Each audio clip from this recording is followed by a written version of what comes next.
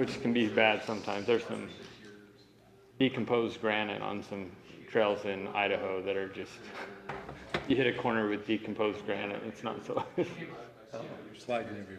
Yeah. Yeah. So yeah, thanks for asking. Yeah. What do you think, Annika? I say start. I say we can. We're a couple minutes. I think we're there with a quorum, so.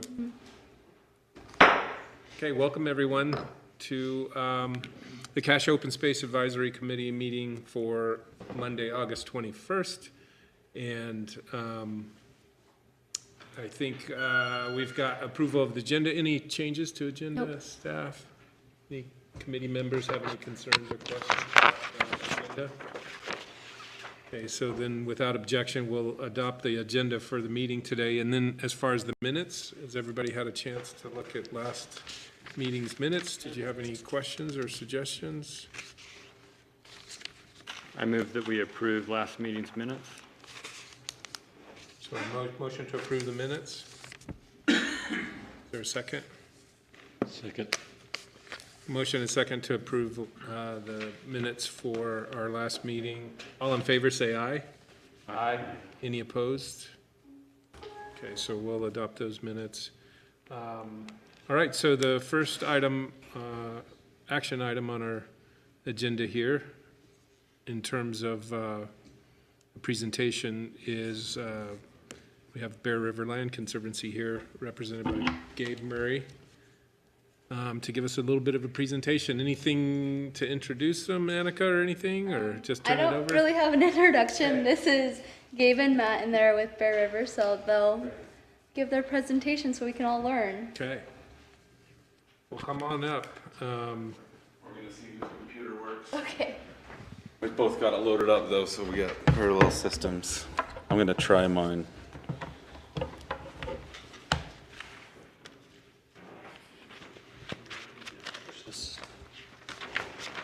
There we go. We got it.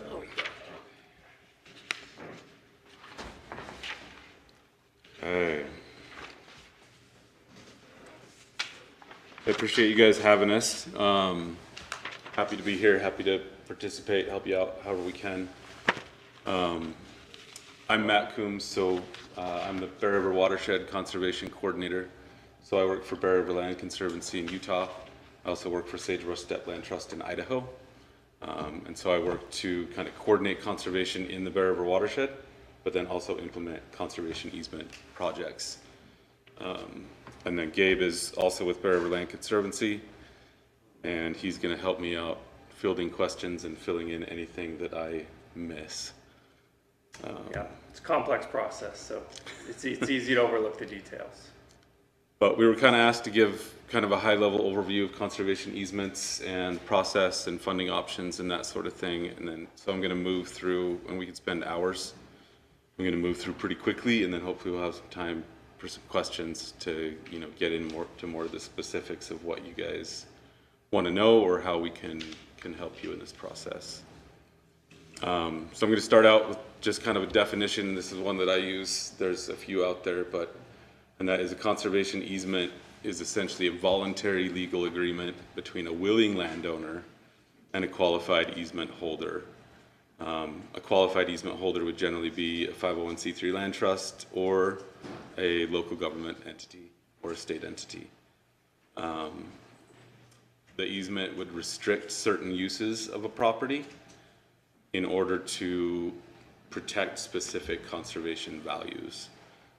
And so they all differ a little bit. We tend to cater easement documents and specific projects to the property and the resources that are there, and then also, depending on the funding sources that we have and what those objectives are, kind of putting those things together.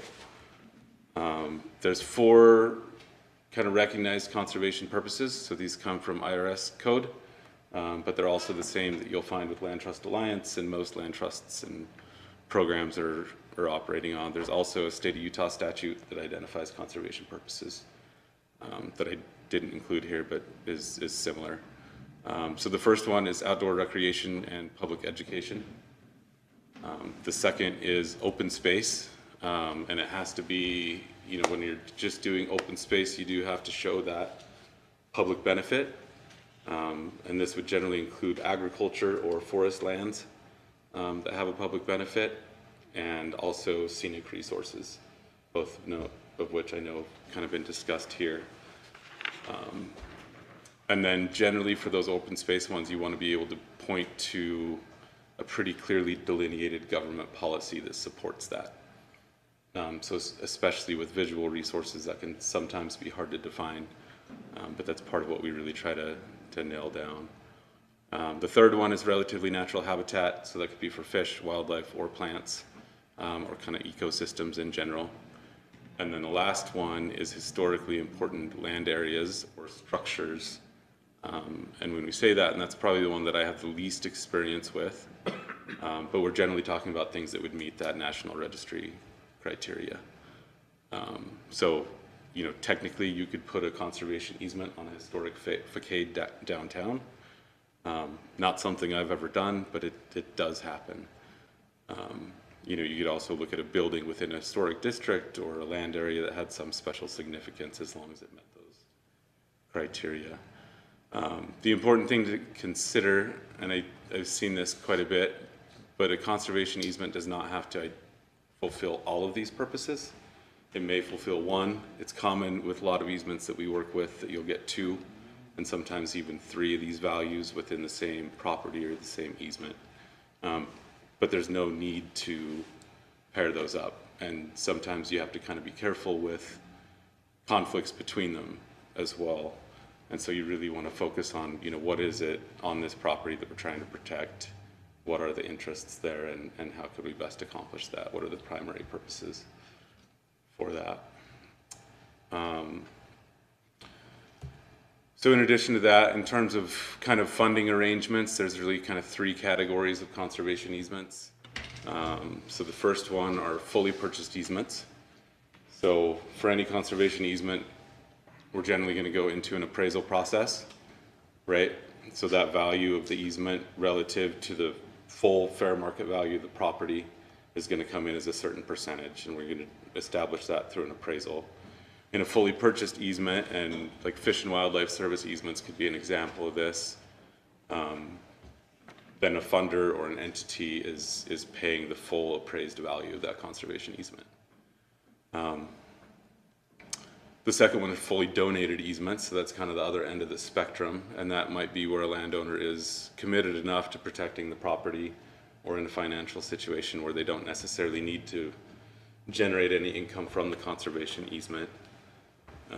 And so they're willing to actually donate that full easement value, and there's tax benefits that they can potentially look at associated with that donation.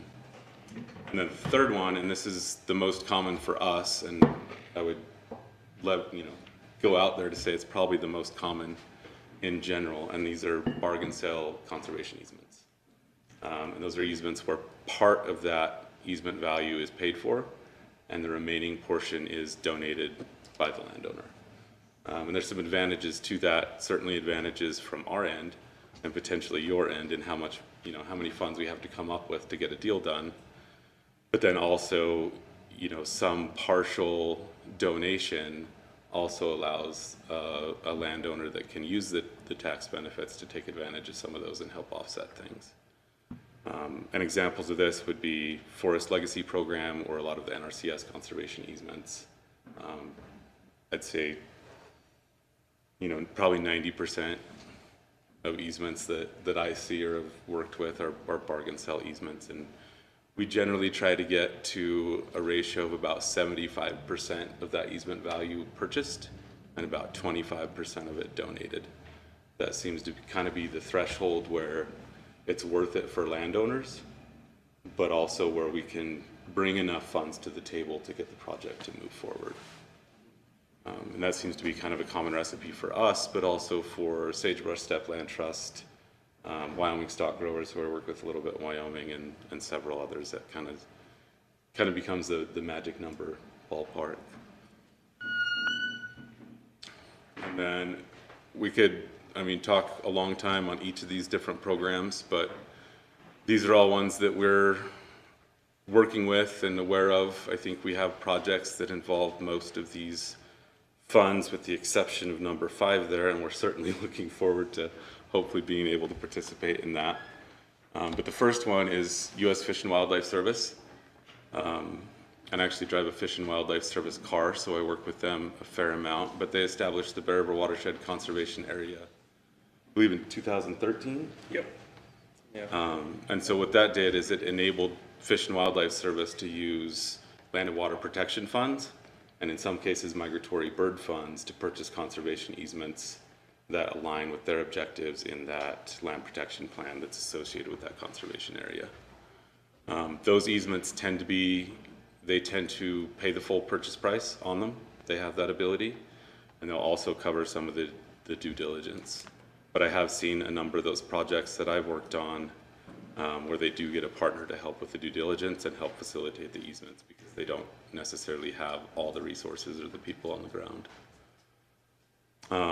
The other one, and we're kind of recently into this with a couple of awards for projects here in the county, and that is the Forest Service Forest Legacy Program. And in Utah, that's administered through Division of Forestry, Fire, and State Lands. But these are for primarily forested properties, so they have to be 75% forested. And they seem to like the number 75. They will also cover 75% of that easement value.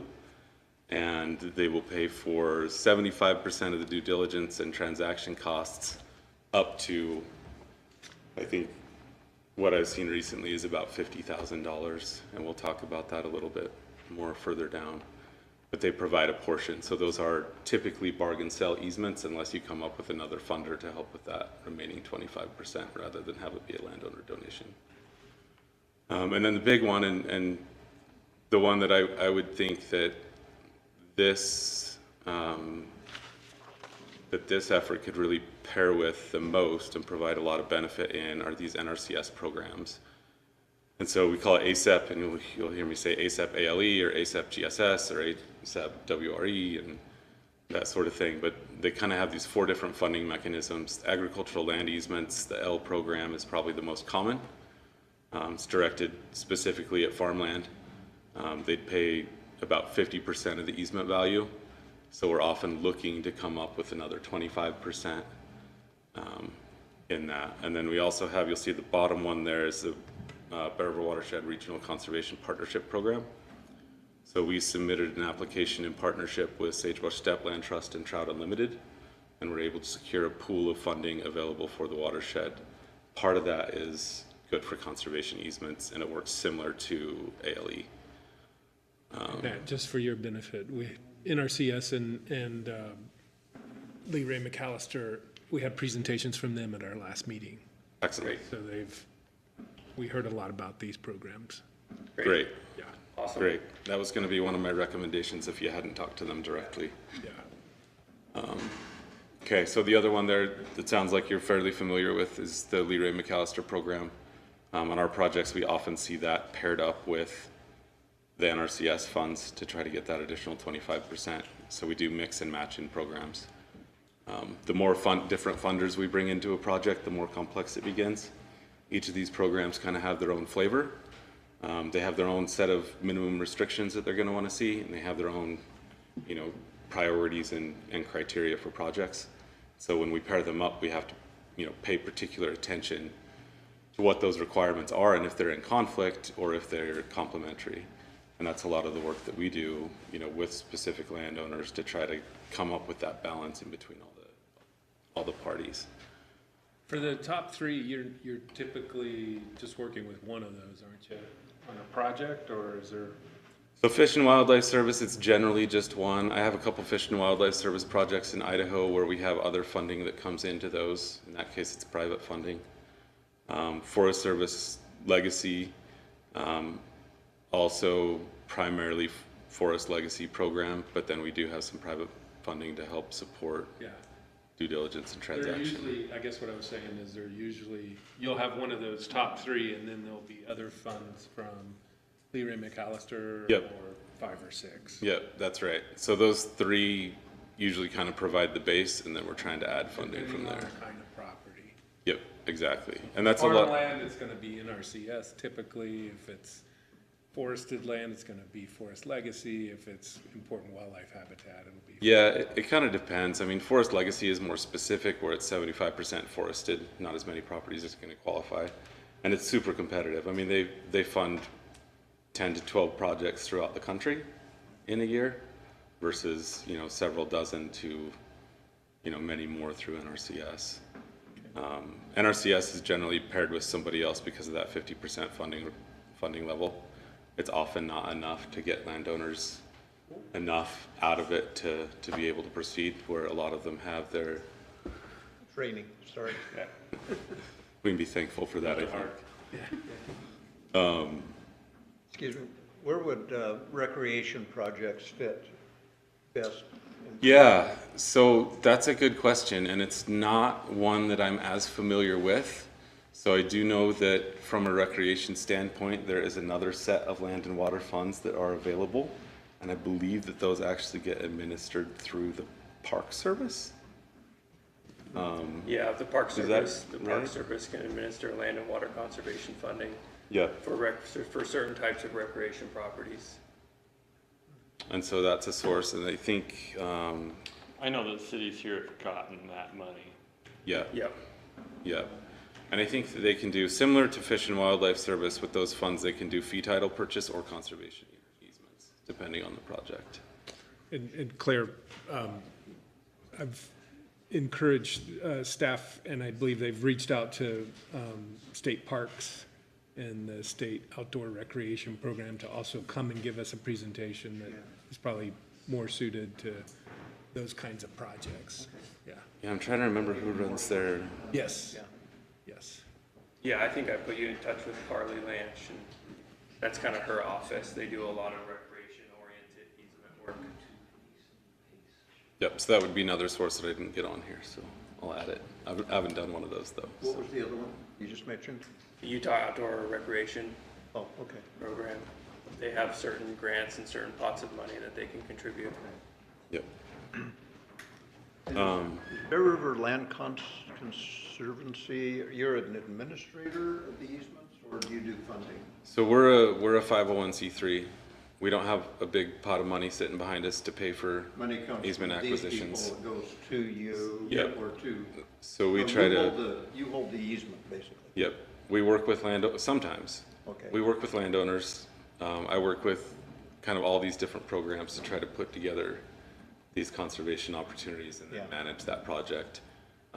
Some easements we end up holding, and some easements we don't. So like Forest Legacy Program easements will always be held by the State of Utah Division of Forestry, Fire and State Lands. Fish and Wildlife Service easements are held by Fish and Wildlife Service, but we facilitate those and help them manage those projects. Okay. Kind of put together all the pieces. You can kind of consider him a facilitator. Yeah. Yeah, we're a middleman. Yeah, we're a middleman in a Yep. lot of ways. Yep, but my economic background tells me that middlemen arise when there's a need for them. And in this case, with these transactions, with they all of get that. complex enough that there's generally a need for us. There are opportunities to do like NRCS held easements. The landowner could do that directly with NRCS. The same used to be true with Forest Legacy, but they've moved away from that.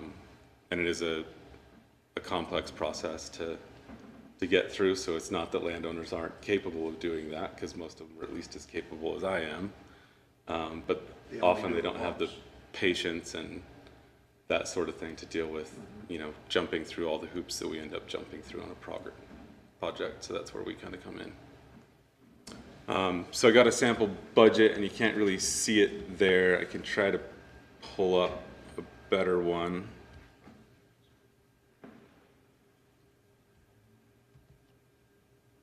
Oh, it's just gonna show the presentation, isn't it? Okay.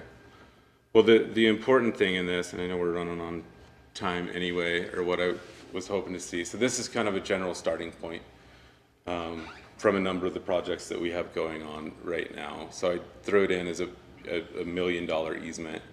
But what I want to show is how we kind of put together different funding sources, and then really, and this is sometimes news are a little bit shocking to some folks, but you'll see the purple column on the end. That's all the due diligence items and other pieces of funding that we need to do a project. And in general, it's going to cost us somewhere between $100,000 and $150,000 per project to implement those federal funds and the funds out of those programs that we discussed. And that's one of the biggest challenges for us and most land trusts to come up with. That's money that doesn't go to the property owner. It's money that, yep, that doesn't go to the property owner, Pays for all the transactions. but it pays for the things that have to happen in order to get that easement closed and secure that federal funding. And most of the federal programs, or at least the NRCS programs, don't provide any of that. They will pay for a portion of the easement acquisition, and that's it. And so we've got, we had a project in Idaho where we had 8 different funding sources together by the time we were able to come up enough. And it took 7 years to get those funding sources together. But at the same time, we can't necessarily move forward unless we know we have the pieces needed to implement the project. And that's what hangs up easements a lot, is while we're trying to fundraise and bring enough resources to pay for those things to actually get them on the ground. It takes quite a bit of time. How many of these expenses could be paid for out of the closing proceeds? For example, I'm just looking at your staff costs, acquisition, 28,000. Are you being paid all the way along, or do you get paid at closing? It kind of depends on the project and what we have worked out, what we're able to bring in for grants and what the organization has. Most of these items would be needed before closing. I mean, we certainly have time in before that in that case, but like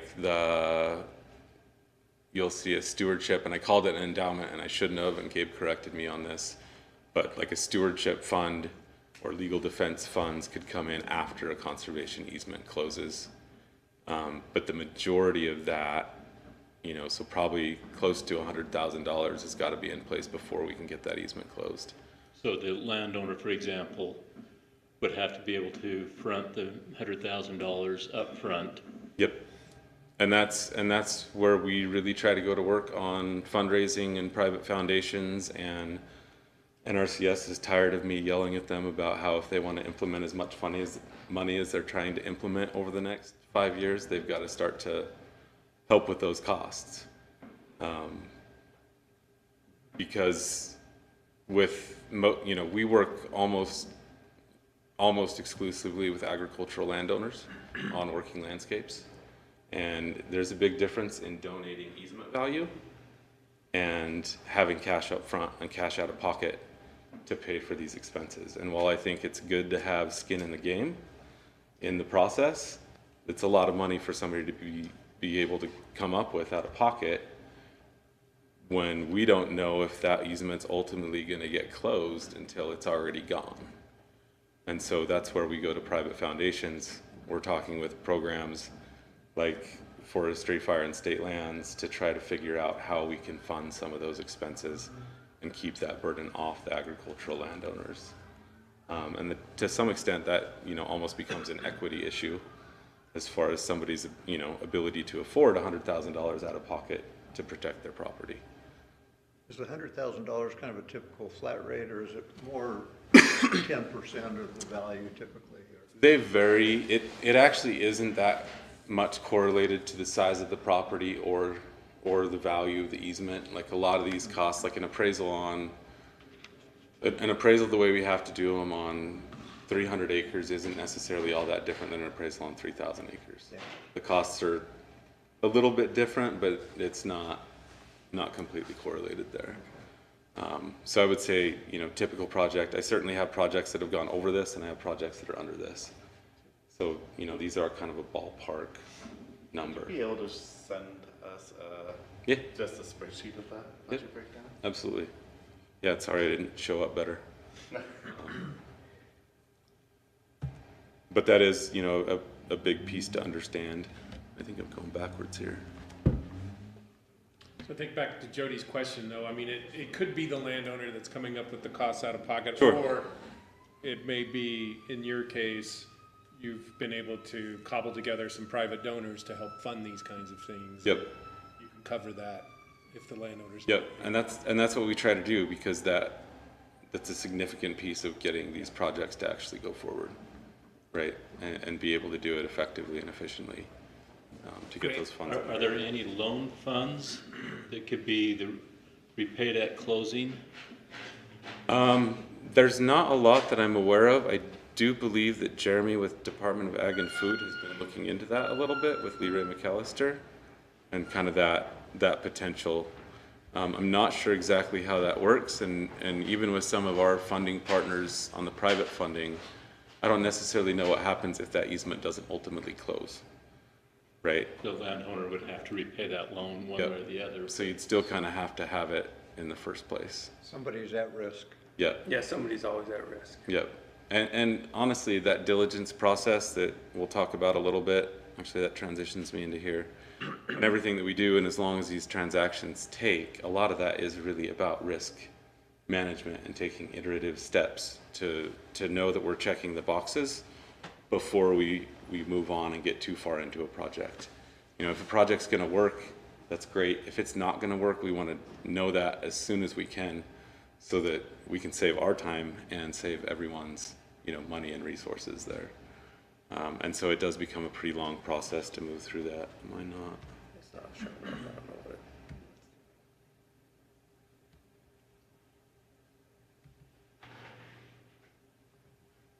See if I can get us back. They just have to disconnect. Yeah, let's try that.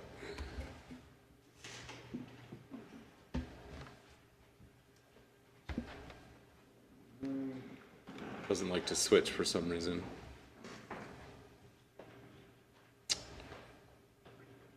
One presentation and open a different. No, I'm just trying to get back to that. There we go. There it was. Close that up. See if this will, there we go.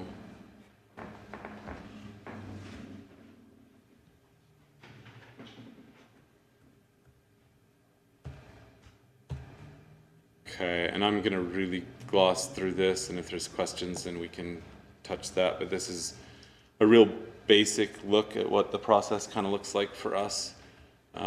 This makes it look a lot more linear than it is, and like it could be done a lot more quickly than it usually can, or than we found a way to do it.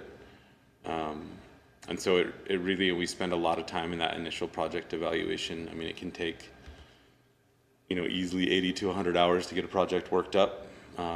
Interview the landowner, get to know the property, understand their objectives before we even look at what sort of funding sources would be relevant.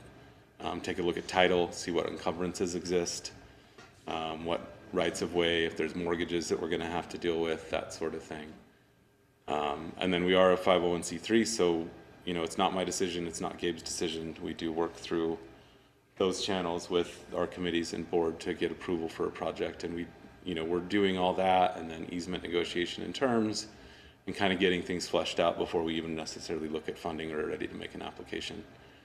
And then we get into the, you know, into the fundraising after that and starting to look for which programs it fits with, catch application cycles.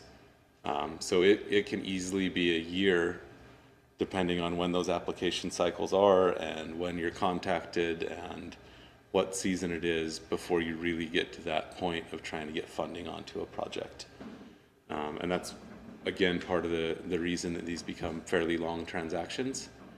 But it is an important part, and the more we spend in those initial stages, the more we can kind of manage that risk for everybody involved. And then due diligence also can be significant.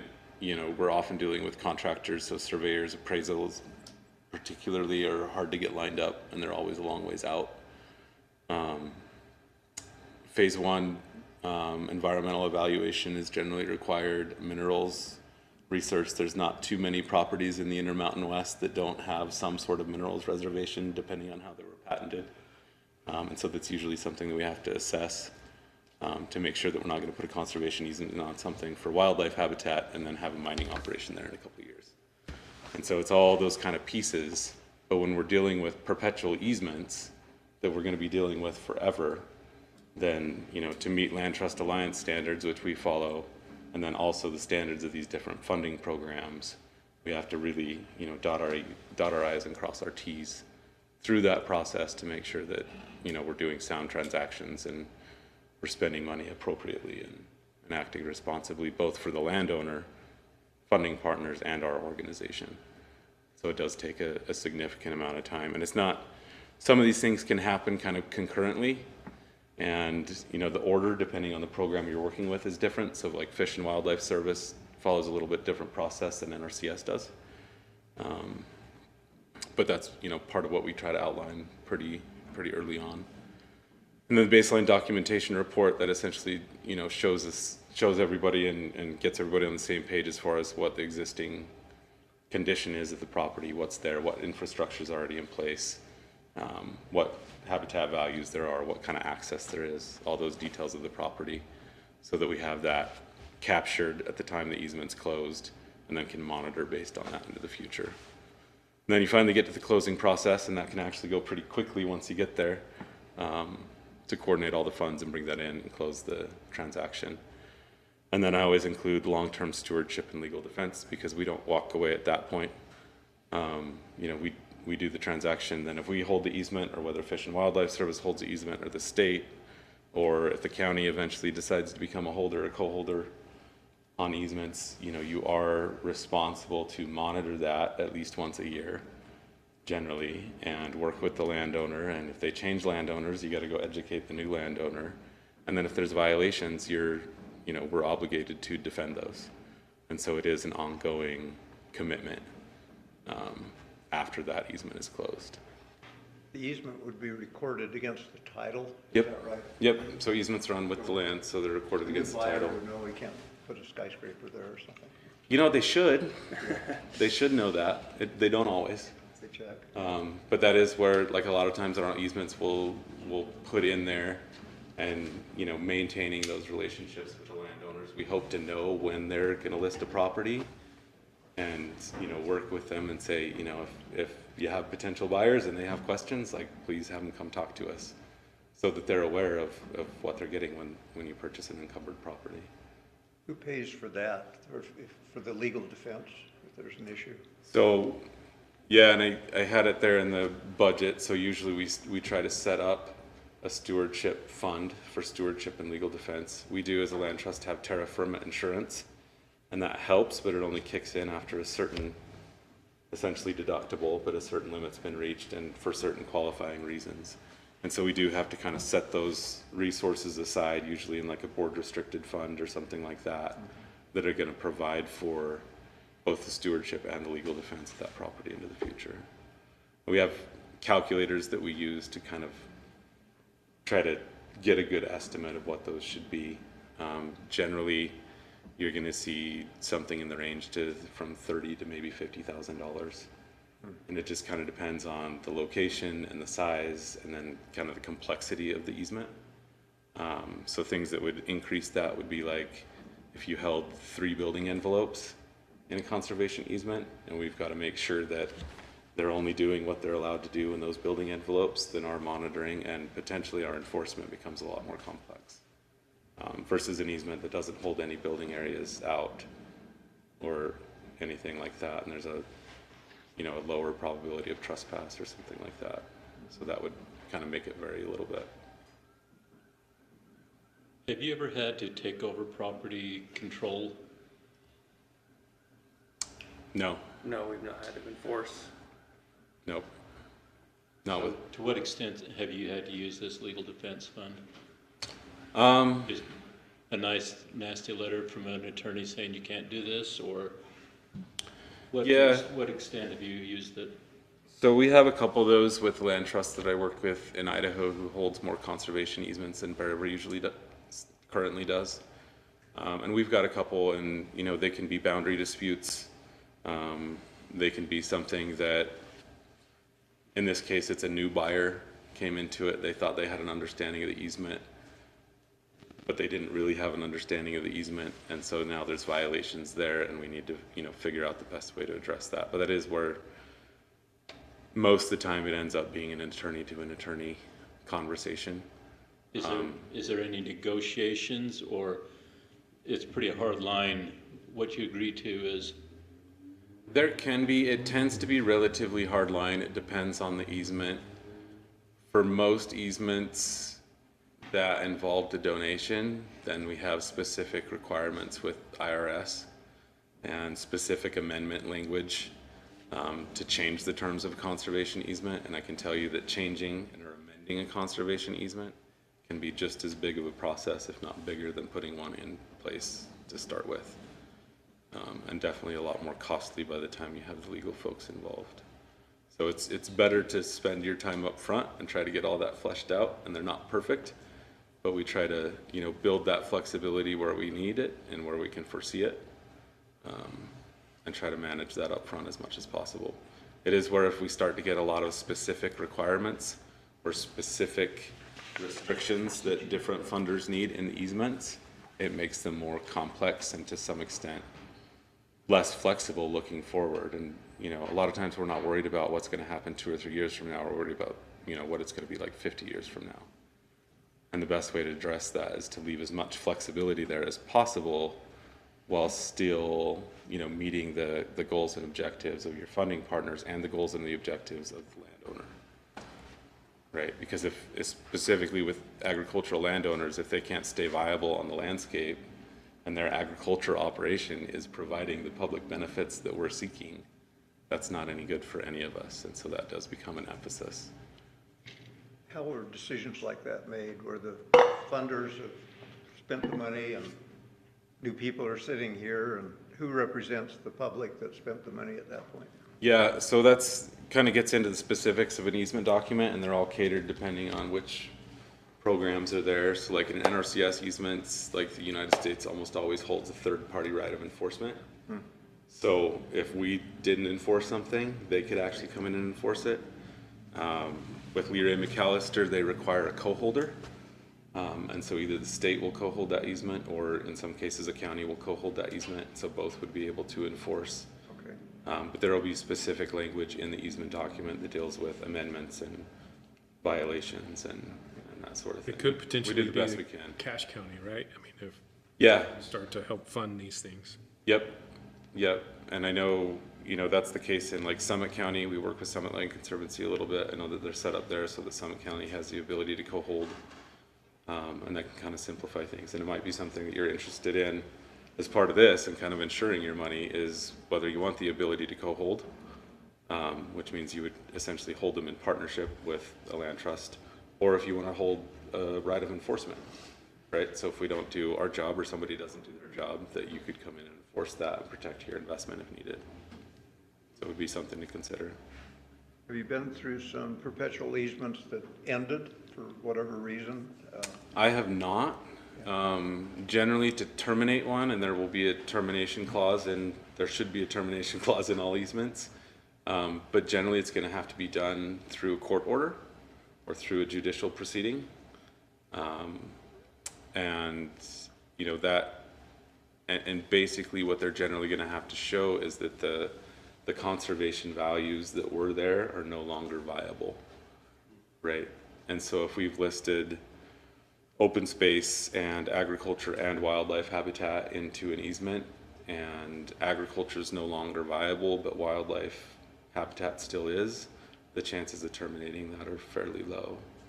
You would have to, you know, essentially show that there was no conservation value left in that property in order to terminate it. And you'd have to get a court to sign off on that. Would the easement simply then be terminated and the benefit would go to the landowner at that point? I don't know how that would work. It would probably depend on what the court decided. I've never been through it, Be some thankfully. serious IRS Yep, consequences. yep. Imagine. Yeah, if there is and that's where if there, you know, anytime there's a donation involved and we get the IRS into this package with, and these things are not necessarily always, they're not always on the same page. Like IRS requires a completely different appraisal than NRCS or Forest Service or anybody else, right? And so everybody's got the requirements. We try to match them together the best that we can.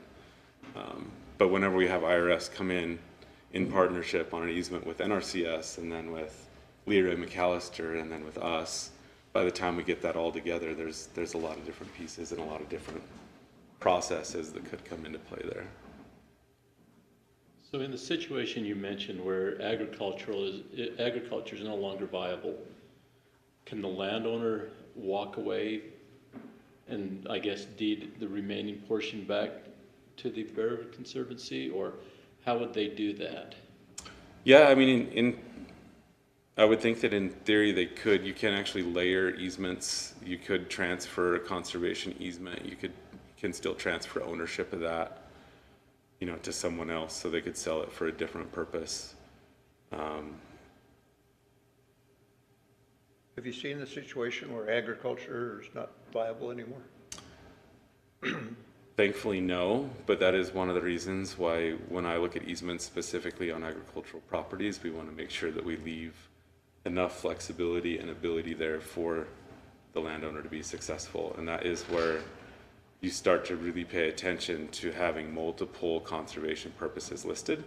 If you have a straight agriculture easement and your primary interest is maintaining agriculture on that, you may not want to throw an open space visual resource conservation value on top of it. Because while, you know, 12 hoop houses could be a thing of beauty to a farmer, right? They might not be to whoever's trying to determine what that visual resource is. And so you do have to kind of be careful in that up front. I would think for the public that's paying for this, the type of agriculture, the commercialization, the profitability would be a pretty low bar. I mean, most land, if it can't be cropped or whatever, it could be pasture land, which is still open space, even though the dollars per acre would be a lot lower. Yep. And we have all sorts of different kinds of easements, and different programs have different restrictions. So like an NRCS grassland easement will actually remove your ability to cultivate that ground anymore. They'll take that off. It's rangeland, it's grassland. Yeah. Has to stay that way.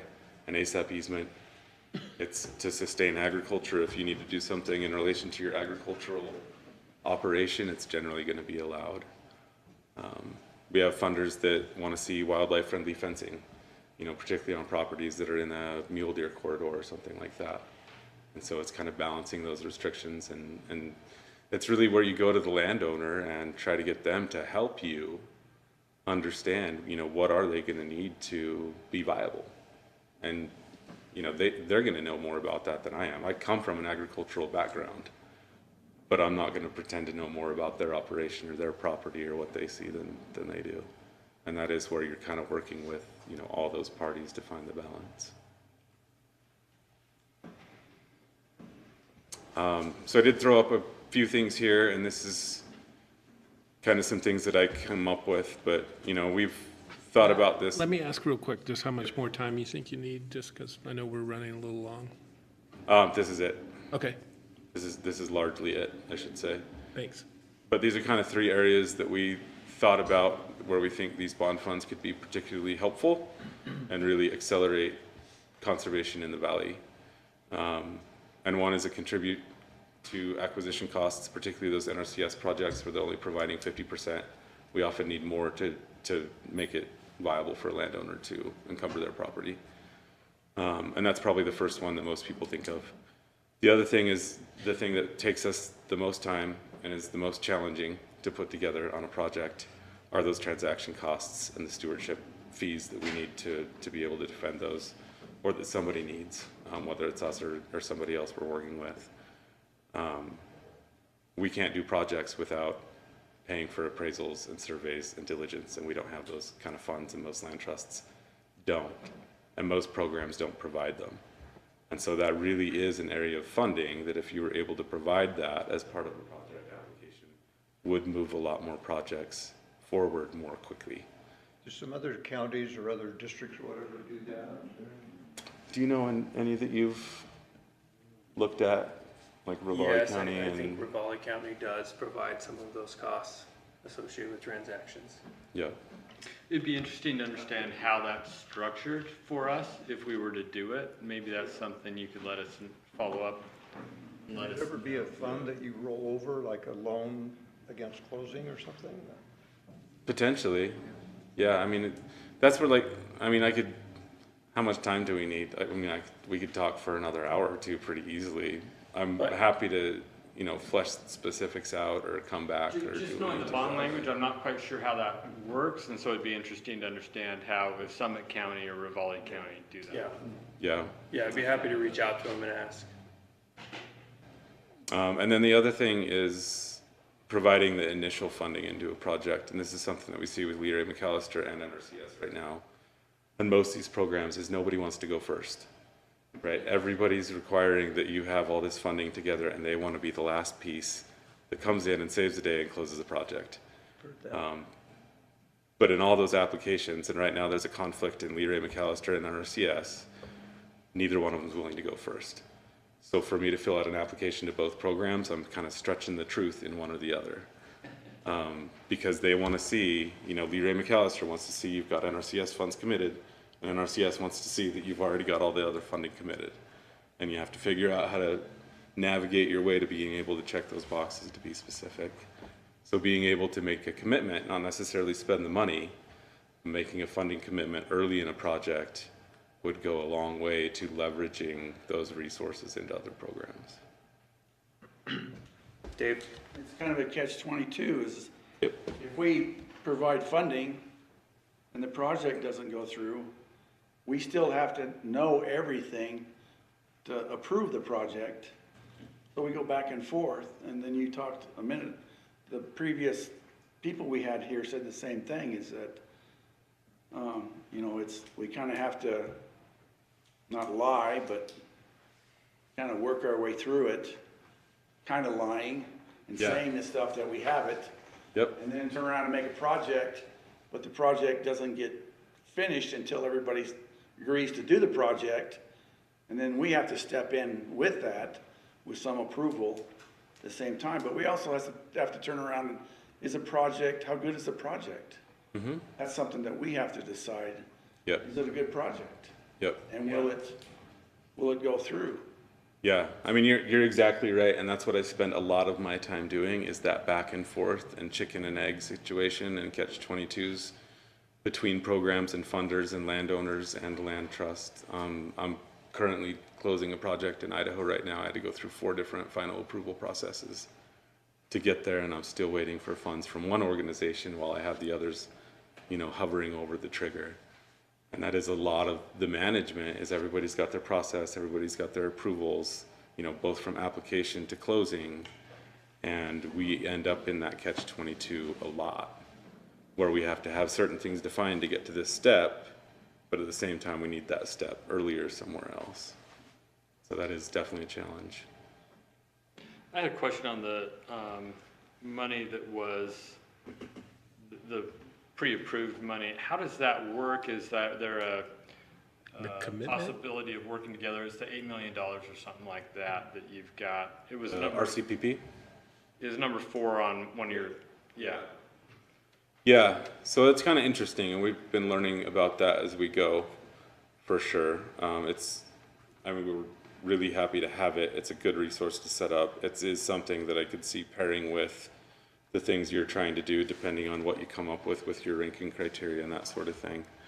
That is kind of set there as a pool, but we still have to apply into it for specific projects. And so we have kind of a designated amount of funding for the watershed, but in order to commit those funds to an individual project within that program, we still have to go through an application process to commit them. Faster? So far, slower. Yeah, it's like, what's the purpose if it's slower, you know? Yeah, I ask myself that every once in a I while. ask myself that all the time. The purpose of going through that process was to create another line of federal funding that we could bring in, because the state, NRCS state office only has so much ASAP ailing money that they bring in every year. And at that point, you're competing against all the other land trusts in the state and against all of their projects.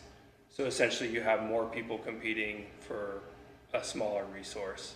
And so the idea of us going for that RCPP was that we could create a kind of a separate resource that had more of our name tied to it versus having to compete with every other land trust for projects. In Cache County, what would that land look like? So that would look like agricultural easements Yep. that basically have a wildlife component on them, or have a connectivity component on them in which you're tying up multiple agricultural lands, or you're tying an agricultural land to a piece of public property that is preserved. But a large part of that. In adjacent to a public. Adjacent to, Okay. yeah. But the idea behind that program is to really facilitate wildlife habitat and working lands. So looking at what your properties are that either have a connection to those public lands or have a connection to other protected properties. The other thing that really, and I just presented on this in Idaho, but the other thing that the RCPP really did for us that I think is probably the most powerful piece of it is it allowed us to transition the conversation from investing in individual projects to investing in a program that includes multiple projects. And so we were able to then take that and say, we're setting up this pool, this is what we're looking at, this is what we're trying to do. These are all the people that are contributing to similar things. So contiguous. And then we were able to take that to a couple of private foundations and then get them to invest in that program rather than an individual project. And hopefully for us, that conversation then moves towards, you know, investing in individual projects to investing in this program to investing in us in this area and the work we're trying to do. Thank you. What do you see us doing? Because we have to approve funding for these projects, but we have to approve those projects Yep. and agree to them. Yep. So that everything, my understanding is everything will have to be done for us to say, yeah, we want to approve that. But we're going to have to see everything first, right? Yeah, and that is kind of the threshold, and I mean, I guess to some extent I'd kind of turn that around and, you know, ask you guys what, you know, at what level in this process, what details of a project are you going to need to see? You know, what are your application requirements to have together in order to come ask for those funds? And what's that process look like? You know, generally by the time we apply for funds from any program, we've got, you know, some of the details worked out as far as, you know, what the acreage is, what the property looks like, if there's any building areas, what those conservation values are. Like we do as much of that up front as we can to see if it fits with within a project. There's definitely going to be things that we don't know, and that's, you know, the purpose of that due diligence process. But we can't necessarily go through that due diligence process and then ask for the funding, because we can't, you know, we simply can't afford to do it, nor can we get those other programs on board. So there has to be, you know, kind of a set of this is the information that we need or that you need to make a decision on a project. Does that make sense at all? Am I answering your question? I understand it, but I mean, basically in my mind, we would have to know everything that you have for the conservation easement to be finished, almost finished, for us to approve that, to provide funding, unless there's another way to do that. Well, I mean, like on an NRCS project, I mean, we generally haven't done a minerals assessment.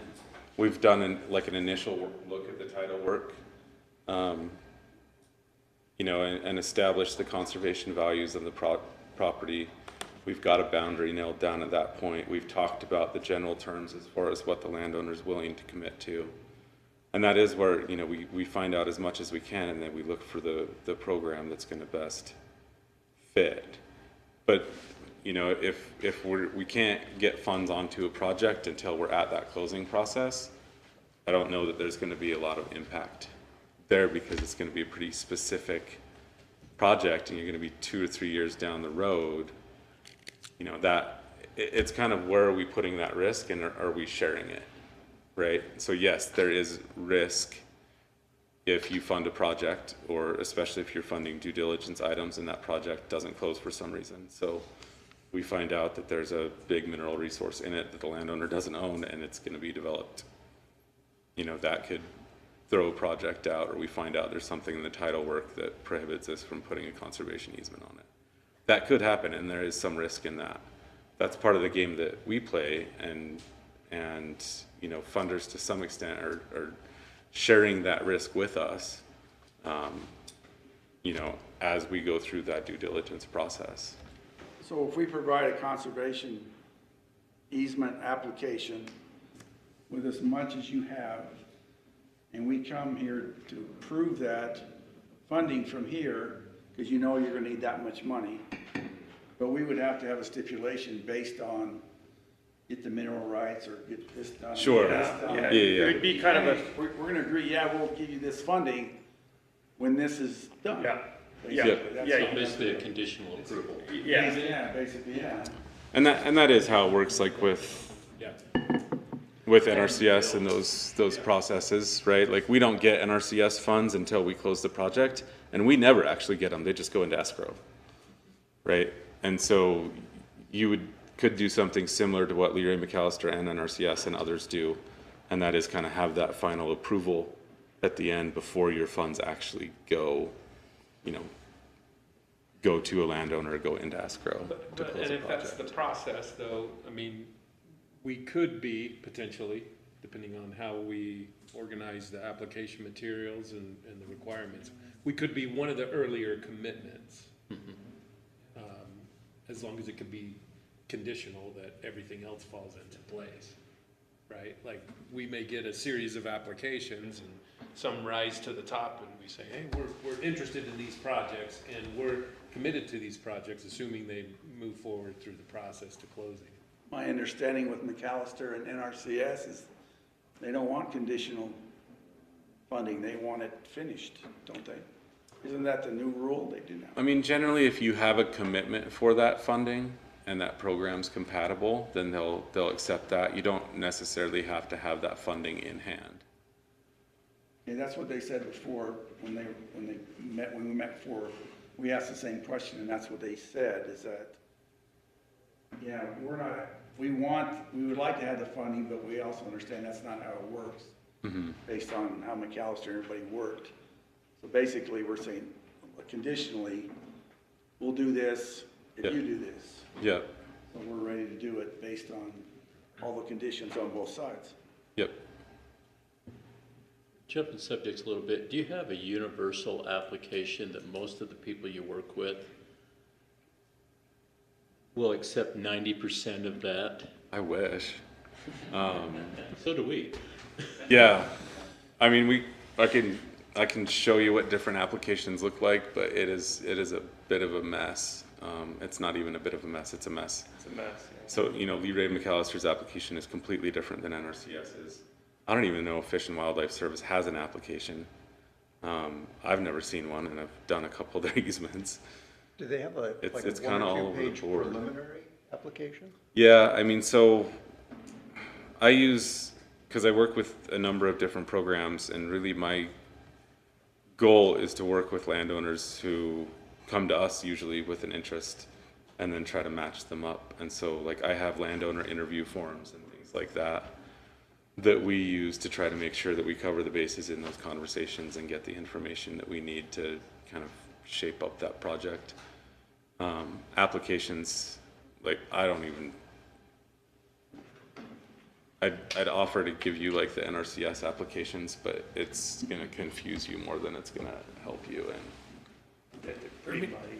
I feel like we're in a pretty good spot, you know, with where we're headed and the examples we've been given, you know, from similar programs in other counties, here in Utah and elsewhere, of course. And so, I think the way this is going, with the committee, and obviously we haven't made any official, recommendations to the council at this point, but I think we're leaning towards kind of a two-step process, basic two-page application kind of thing. Initially, a process that we can evaluate those initial applications and understand through more or less a hands-off GIS process, you know, what the values may be for those properties. And, you know, basic questions, you got other funding you're pursuing, that sort of thing. And then if a project was at least initially accepted, maybe a more detailed second phase where you sort of dig in and yeah, look at more particular weighting and that sort of things. Yeah, and that's similar to what Leroy McAllister's doing. I'm sure they talked about that. I think it makes sense. It actually makes sense from our end, even though it's 2 steps. I would rather get some basic details and information together and then have you tell me no if you're going to tell me no early. Yeah, So that I can do something else. yeah. Or look somewhere else. So I kind of like that approach of having that initial application and then, okay, it looks like something we might be interested in. Go get us the rest of the pieces. If we were to open an initial application process tomorrow, how many, and it was open for 30 days, how many projects do you think BRLC would be submitting to the county? Tomorrow, none. No projects? No projects. Because I don't have the staff. Right. And I don't have the due diligence funding to go with it. Yeah. Right. How many projects do you have open right now that you're working on? Is it a handful or 100 or a dozen? No, it's a handful. It's a handful. We can't operate at that scale. And you close maybe a handful a year? So I've actually gone through this a fair amount we have an oversight committee that works between the 2 states and the 2 organizations as far as how many projects we can manage at once. Like with a full-time land protection person, like doing projects, you could, look to close 2 to 3 conservation easements a year. Okay. And that's going to be hopping Okay. because of all the work that goes into getting them through the diligence and making things line up and that sort of thing. And to close 2 or 3 in a year, you're working on 2 or 3 others that are Yeah, coming along. yeah. But that is the biggest barrier to projects for us is staff and transaction costs. Have you looked at- Easement funding, I mean, we have our CPP funds, we have Fish and Wildlife Service funds. There's several $1 million that just came through Forest Legacy. In the past, I think that's been more of a barrier. Right now, there's enough of that funding flowing downhill. It's these other pieces that really keep us from moving projects. Because I can only Meaning staff capacity, Then due diligence, transaction costs. Right, and I guess I'm just not the guy that's gonna throw out an application and pull that acquisition funding if I don't have any ability to actually put that project on the ground. I really wanna get to where we make applications, we line things up, we take our time up front, and then when we pull the trigger on that project, we knock it out as quickly as we can, because I think that saves everyone a lot of risk in that transaction. So from your perspective, would it be more helpful, I'm just thinking ahead, like, are we gonna have an open application period that's a set time? It's open for the next 30 days, send in your applications and we'll evaluate them, and then we'll do that once or twice a year, or something like that, or, is it something that should be open year-round? We haven't had these conversations yet, I'm just, Yeah. you're here asking the questions. I mean, the flexibility of doing it year-round would be great from our end. And I've seen that so I work with Pacific Ore Funds up in Idaho with Bear River Environmental Coordination Committee. And that is one of their advantages is I can go to them throughout the year and pull initial project funding to get things rolling when we need to. But I don't know how you do that logistically from your end. You'd have to answer that. I would say that, if you are gonna have defined application periods, look at the timing and talk with those programs that you're gonna pair with to make sure that those things kind of line up, because it is something that delays projects. I have projects right now that have been waiting for our CPP funds for 1.5 years. And I've passed other cycles on grant opportunities, and luckily I have really patient landowners.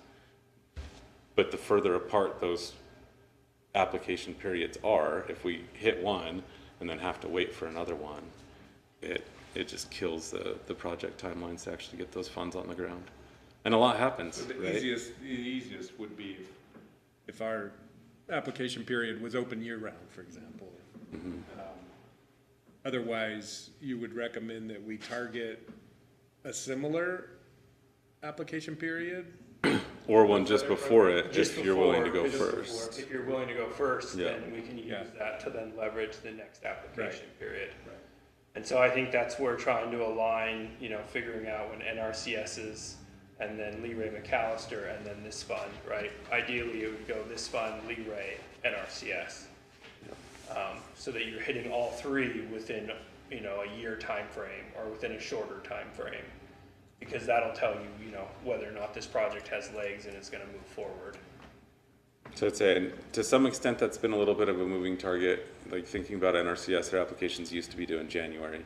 Now they're due in October. You know, and they dropped that on us with like a month or two to do an application. Utah's been that way for a while. Idaho just changed. But currently that's how they're lined up. So most of their applications on these programs will come in like October 13th, October 15th, somewhere in there. So I would think that you would want to be in before that, ideally. It's not to say you couldn't have, you know, 2 a year, 3 a year to try to break down that period of time that you're waiting to try to fund a project. Even think about a timeline's almost, it's inefficient in a lot of ways, because Leroy McAllister, if you say, we're gonna get 200,000 from McAllister, we're gonna apply it and everything else until that meeting shows up, they could cut it back to half that day. Yeah. And that's, your timeline's gone, Yep. so. And that is one of the things with Leader McAllister, and it's one of the things I think they've struggled with, is that consistency of their funding and knowing it's going to be there. So you got to get to a legislative session, and then somebody's got to get money into that program, and then it's got to get improved. And then they have to, you know, move the wheels and the mechanisms and release an RFP, and then go through an application process. So funds that were approved in, you know, the legislative session last year are currently still in an application period this year, right? And wouldn't be available for some time probably. So it does lengthen that overall process. And the problem with lengthening that process, I mean, most easements are gonna take 2 to 3 years, kind of regardless of what we do. But the longer that total timeline gets, you know, landowners have to make decisions on their properties, right? Somebody gets sick, a family splits it or has to sell a property for some reason, they have to put in a road, they have to make changes, they have to manage their properties. The more time we let lapse, the more that occurs, and then the more we have to go back and respond and get into that kind of chicken and egg situation from another angle. So it's kind of more risk that a project's going to fall apart or not be what you expected it to be. For maybe programs you guys have looked at similar, you know, where it's county, is the local funding mechanism, as far as back to this question line of questioning I've had, are you seeing open application periods or scheduled application periods is more common? Just seeing both? I don't actually know because I haven't applied into any bond programs. This is the first one we've got in the watershed. So I'd have to go look I'd at have to go ask. I'd have to go those talk to programs folks. and how they're set up. Fair enough. Could help you with that. Sure. From listening to some of the people here, is I think there's a concern from us that we need to actually do something to continue our progress and continue with what we're trying to do and trying to show that we're going to do this. But there's a conservation easement that's down by North Logan, west side of town. Who is that, Gabe? Talking about the Mickle? No. It's a donated easement. The Bear River Bottoms easement? No, it's in the middle of town. Was it the dairy? Nope, No. In North Logan? yes, When you say the middle of town, do you mean east or west of the highway? west of the highway. Oh, I know what you're talking about. Yep, What's their name? What's the family's name? Quail. Dean Quail? Dean Quayle. That's a conservation, a donated easement, Yep. if I understand. But if that's something that could be done, you're almost done, I think, doing all that stuff. But there's probably some initial funding that could be done here to help our cause and show that we're doing something and allow that easement to get done if we approve that it works for us. But we would be able to do something with small amount of funding that we don't have to worry about anything beyond that because it's all donated. So I think you got, title and everything else that you have to do, right? Yeah, I mean, it's where donated easements are actually, there's some efficiencies there in the sense that you're working with fewer program partners and fewer, like you're not going through NRCS approval processes and that sort of thing. But you don't skip any of that diligence, because that's what makes sure that we have sound transactions. On that specific property, it's a ways away. I think they thought that it was closer than I think it is. There's a lot of work to be done there still. And it's one where I've had a conversation with that landowner, and I'm not sure what direction they're headed at this point in time.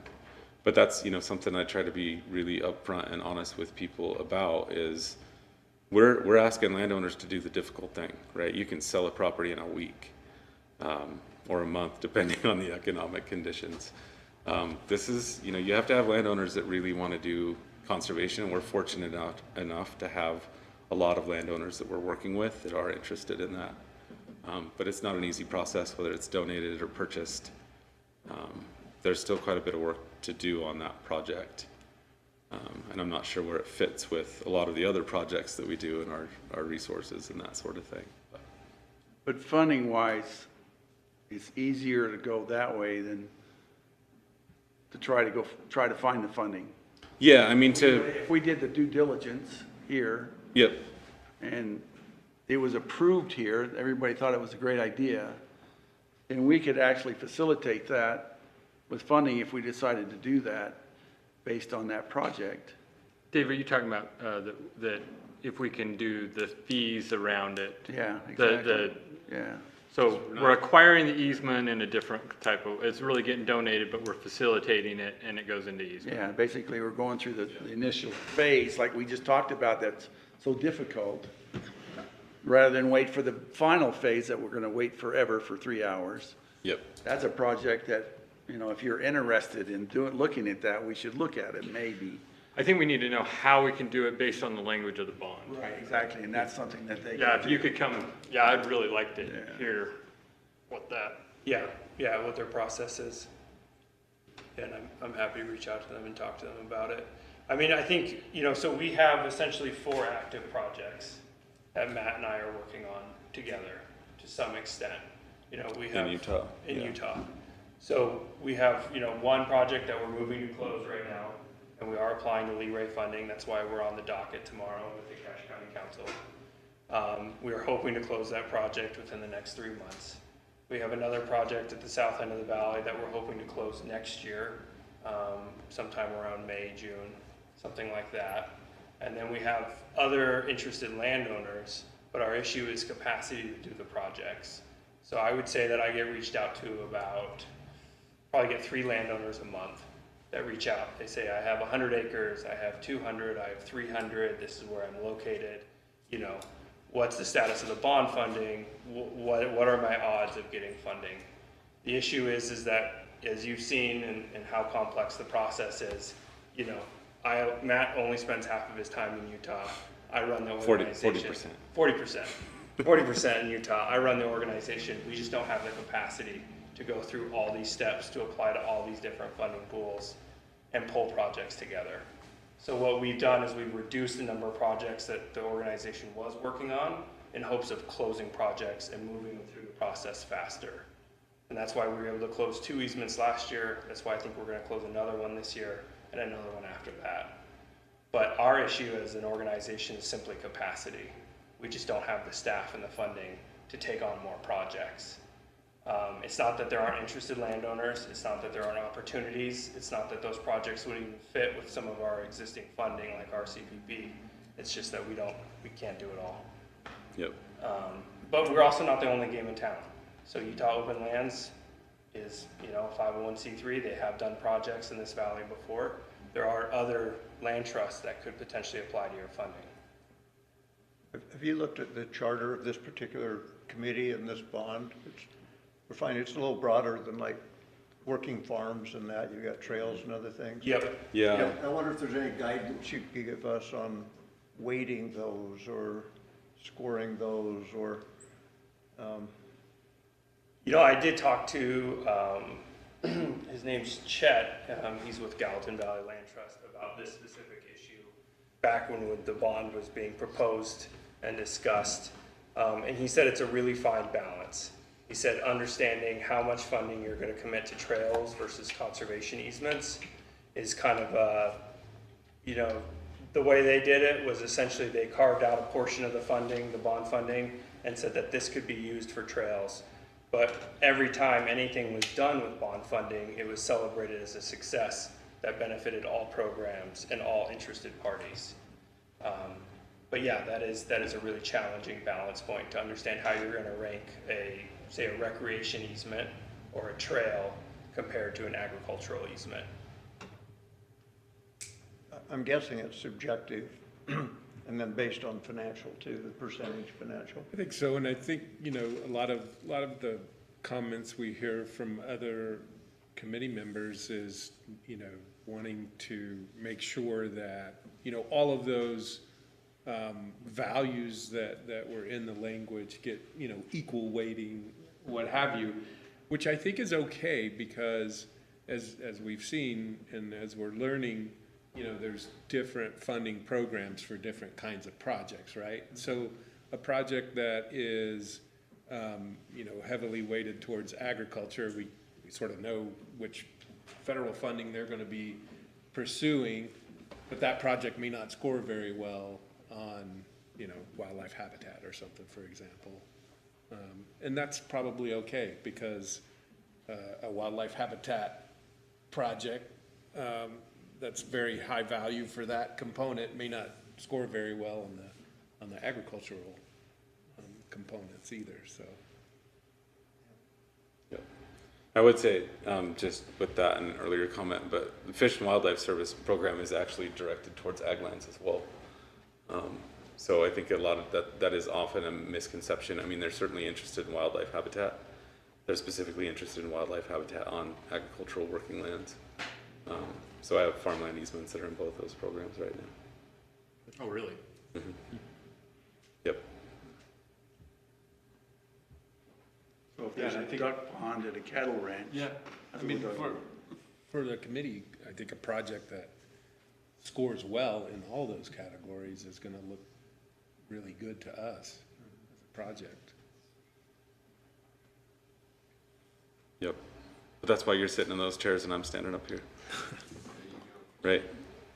So as we get ranking criteria, or I get a better idea of, you know, what direction you guys are headed, then, you know, we could talk specific projects. I'll have that in mind when I go meet with landowners, and that's information that we can use to try to put these deals together, to bring a specific project in. Right now, honestly, I don't know enough about it yet to say whether it's a fit for somebody or not. I have some landowners that I think are probably going to be a good match. We have to see what that process looks like and what you guys come up with criteria, and what you guys, you know, ultimately feel is the best use of your funds.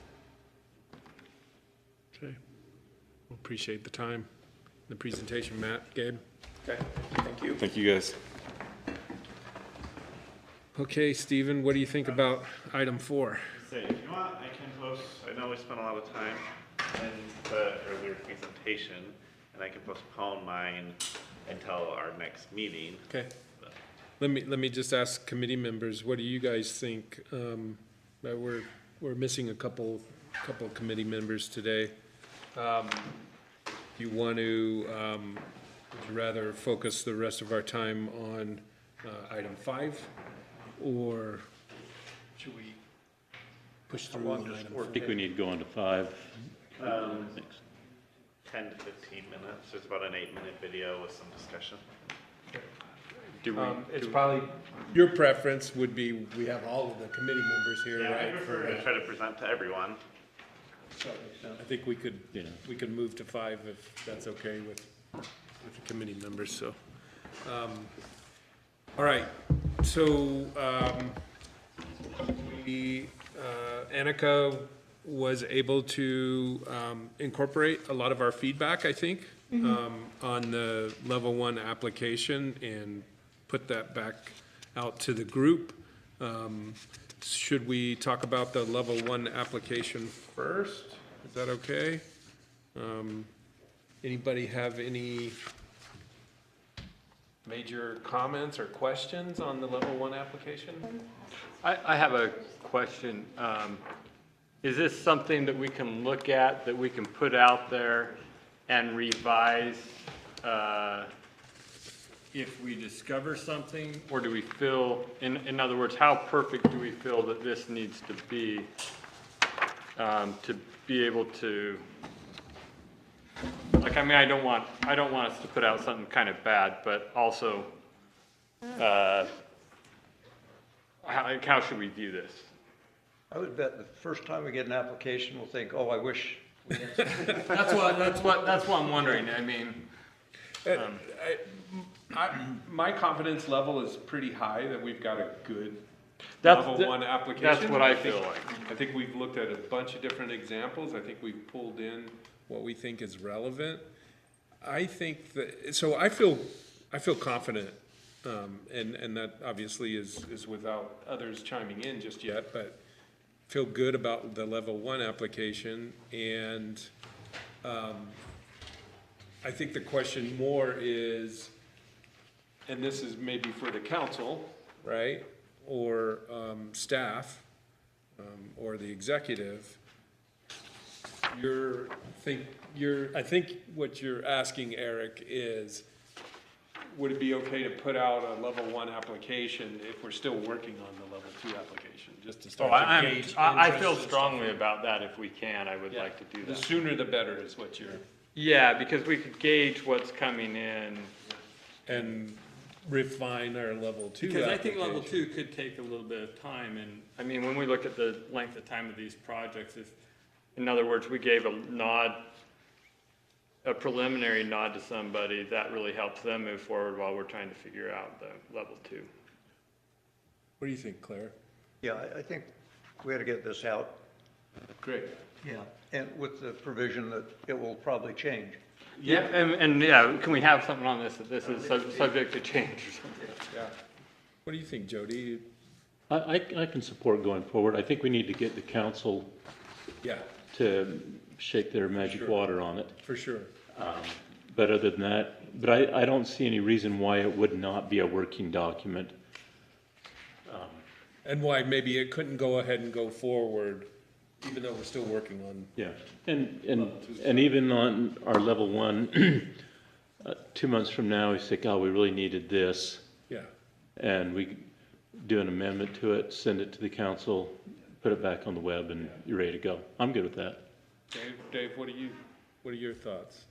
Well, I haven't seen the level 1 yet, because I'm not getting any much information, but, That's it right there. yeah, but I haven't gone through it or anything, but I looked at the Salt Lake County application that we had, and I thought it was pretty close, and maybe it's probably Yes. as close here. Yes. If we just went back and just went through a couple things and just from some of the things we've just learned and look these over and just finish them, I think we're close. Yeah, and I would say, it's very similar to the Salt Lake County one. Yeah. Just thinking from the point of view of user friendliness, we might want to keep in mind how long it might take a landowner, an applicant to fill this out. When I look at it, it looks pretty short. Yeah. And we'd have to worry about, adding something, but we want to be careful if we add something that it doesn't all of a sudden go from 30 minutes to fill out to 4 days. I do think, though, that fairly quickly after this is approved, or in the meantime, if we can get our scoring somewhat in place, that there's not too much of a gap between level 1 application and level 1 scoring, objective scoring, just so that someone doesn't feel like we moved the bar on them. That would be the suggestion I'd have, that we. With that comment, it's almost like we need to work backwards, though, from our scoring criteria into this to make sure we're getting enough information. I think the scoring criteria is mostly GIS oriented as opposed to other things on here, meaning it's objective, like it's based on the location and size of the property. Information that the county has on Yeah. hand to evaluate a project. So, yeah, I think you're right. I guess I'm just thinking of like the first couple of things on the scoring criteria.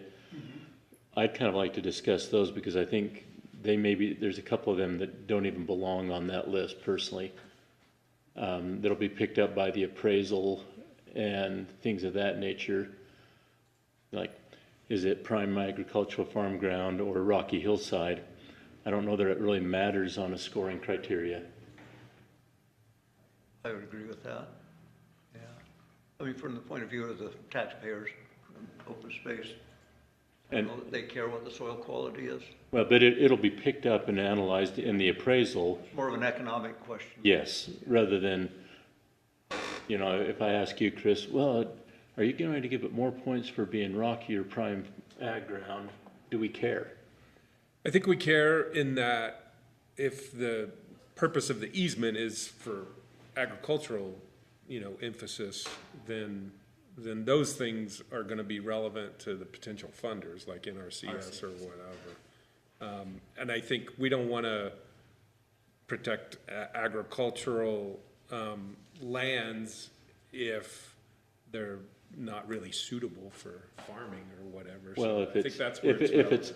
if it's prime pasture, prime grazing ground, is it swampy pasture versus irrigated crop ground?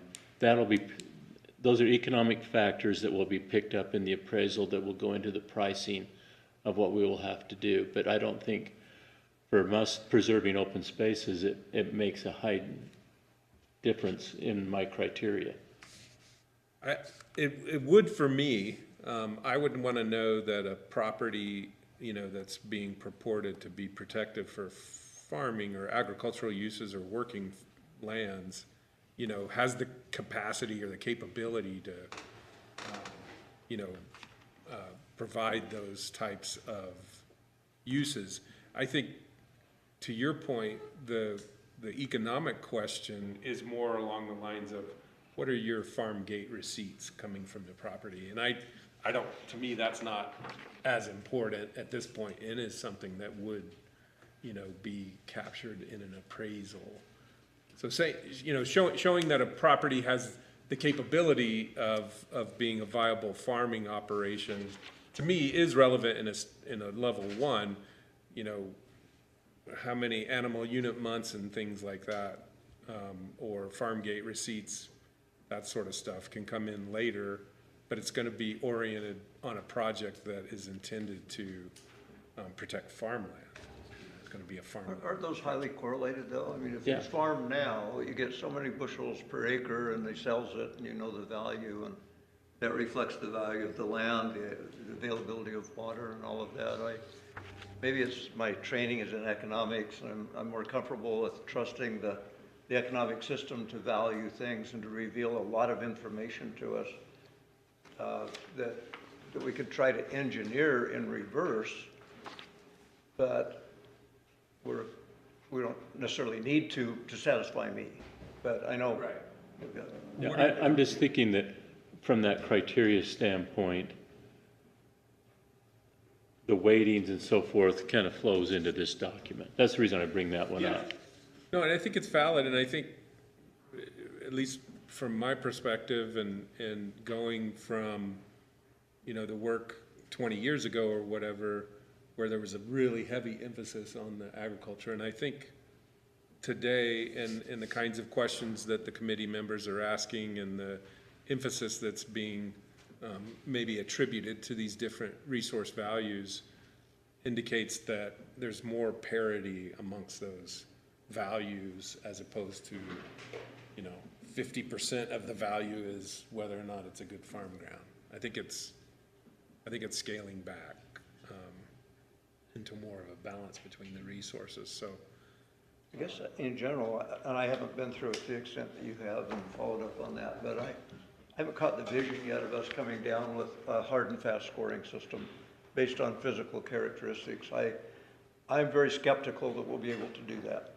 To, again, where the appraisal captures a lot of it.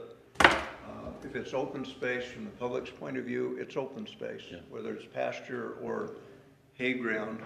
In fact, if it's a neighboring property, it's probably more valuable to the neighbors as pasture because it's quiet. You're not running balers all night, things like that. And there's things like that. It's just hard for me to envision us ever getting more than a 1 or 2 page scoring system that would capture all of the relevant values. I know we could spend a lot of time on detailed data and that.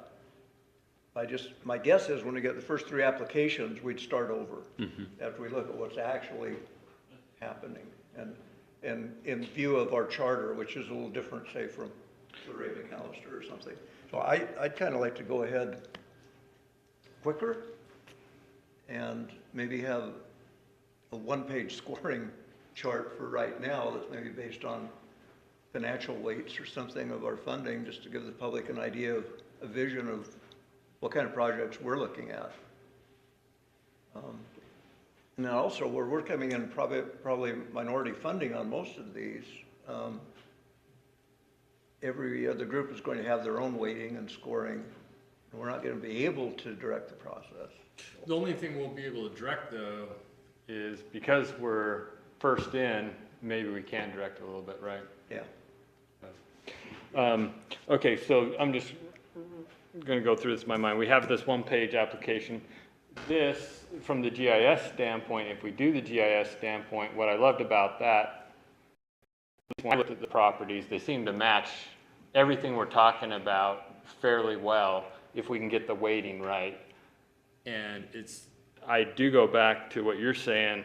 It seems like the group wants each of those weighted ideally equally.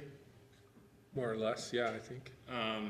I don't think that's speaking for me personally. Okay, that's why I almost want to put out statements for people to disagree with, if that's what. I'm not into the equal weighting. Okay, and if I don't make the statement, no one disagrees, and so I'm trying to. That's all right. I'm trying to arrive at wherever fine. we are and understand wherever we are. What kind of a range are you thinking of? Like, one would be 20%, one would be 10 or 15, or?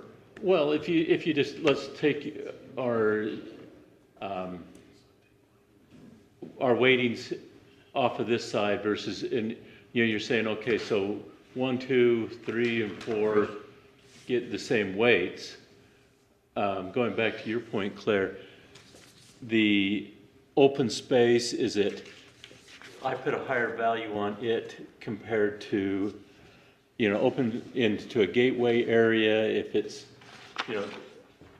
I put a lot more weight onto that than your soil productivity index. Well, I was thinking, my question would be, what weighting should we have on like the 5 criteria that we have in the bond application? When I look at this, the first ones are when we say equal weighting, it's taken all of those Roman numeral 1, Roman numeral 2, and that all makes up the farm thing. That's all by itself.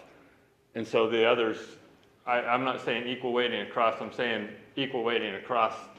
Like farm 20%. Farm, if it's 20, 20, 20. Viewscapes, scenic 20%, trails 20%. Yeah. That's the kind of equal I'm thinking of, but. It's not equal up in there. Maybe plus or minus 5 basis points or something. Yeah. Mr. Chair, could I say? That's what I was thinking. Mr. Chair, as an appraiser. Sure. I think, let me, what, You probably need to hang on a stick- second, Jack, but Jody, so what do you, back to Claire's question, like, you mentioned you might put a little more weight on scenic vistas and gateways, for example, than the others. And his follow-up question was kind of like a range. What do you see as, what numbers would you put in there? Ag maybe? versus trails versus gateway versus Wildlife. scenery, wildlife. First off, I'm of the firm belief, we need a different model or scoring system for trails versus agriculture. I don't think you can mix those two without making an explosion. It's just not going to work from a modeling standpoint. So I would say, it's almost like you need a totally separate model for those. So that, to me, that makes it a little bit easier to go down to that next step. But then as you start looking at, this is an open space bond, and I think open spaces and preserving open spaces is a much higher value than soil productivity, and I'm your ag guy. But it doesn't really make a difference to me whether or not I've got a high soil productivity number. I care more about, I want to preserve this valley, I want to preserve the open spaces, I want the beauty, the looks. Yeah. And a lot of these factors aren't really playing into that. I think where they maybe do play in is sort of the long term. Like, it's not right now. Like right now, we can see that these lands are active farmlands or ranch lands, for example. But in 20 or 30 or 50 years from now, if there's a change in ownership, is there still the capability for those lands to, be productive and, meet that, if it's set aside for farming or whatever, does it have the capability? I think that's sort of what the argument would be. And that was my interest in his stewardship piece, because agriculture trends may change, and when my dad was farming, 40 acres was a good farm. Right now it probably needs to be 1,000 acres to even play the game. And so if we have 100 acres out in Wellsville someplace, 50 years from now, I, as the landowner I'd probably just say, here, just take this, because I can't farm it and make any money. Right. Does the owner end up changing? For example, if you look at Zollinger's now, it's different, right? They're doing things different. They also invite the public to come and buy apple cider and this and that up there. I just wonder if those places end up looking a little more, when it's 100 acres and it's surrounded by development, does that end up being really the type of place you see down in Salt Lake where people go and grab some apples off the trees or whatever, Right. I wondered the same thing. How would Zollinger's, I consider kind of the gemstone of conservation easement. I know the neighbors do anyway. Yeah. And how would it score on some of these, and would it matter? I mean, it's still, I caught two words from the Lorraine McAllister presentation: unique and irreplaceable. And a lot of these things don't speak to that. And yet that's their top two criteria that sorts out what they look at versus the run of the mill. But there may come a day when Zollinger's saying, I'm sick of spraying these apple trees and I'm not making enough money, it's just not worth the hassle. I don't think I want to be tied up with this, and what happens then? I think if there's this trend that we're seeing where people go and they buy these little small ranches and they put some unique cattle on them or whatever, that would be the type of thing you'd probably end up getting. Could be pasture, could be. You may have to pay somebody to take it. It may be more of a liability than an asset. My farm is. There's days it's more of a liability than an asset. Yeah. But if it's a conservation easement, you have baseline values of what that property is. And those values can change, but if you want to retain the conservation easement, they can't change. They have to stay the same. Whether it's vistas or whatever, it's based on whatever that baseline says is what it is, as in your title. So, I mean, the biggest problem we have is, okay, we love Zollinger's and stuff, well, let's put condos right next door, which depreciates the value of what we just did. And that can happen in everything you do, unless you keep going. But we ought to probably get back on track. Yeah, no, sorry for the deviation, couple of things. It's a great discussion because I think, if all of our committee members are here, I think there's going to be other thoughts and ideas shared with the group too that maybe we're not even thinking of. But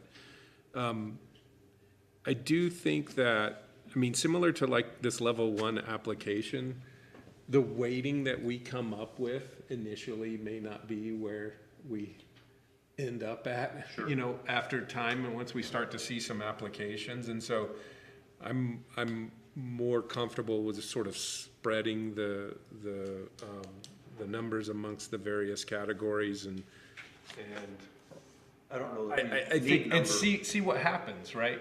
At least with a narrative. I mean, the weighting and the criteria that we're coming up with in no way commits us to doing one thing or the other, right? It's just, how do we start to compare, you know, different applications that come in with each other, assuming we're gonna get more applications than we have funding to begin with. And so we need something to help us sort down. And I think we'll have a lot of conversations and maybe debate about what these numbers should end up being, but we probably it would make sense, I think, for us to have a broad range of classifications that we're considering, one of which is agriculture, and then there's the other components too.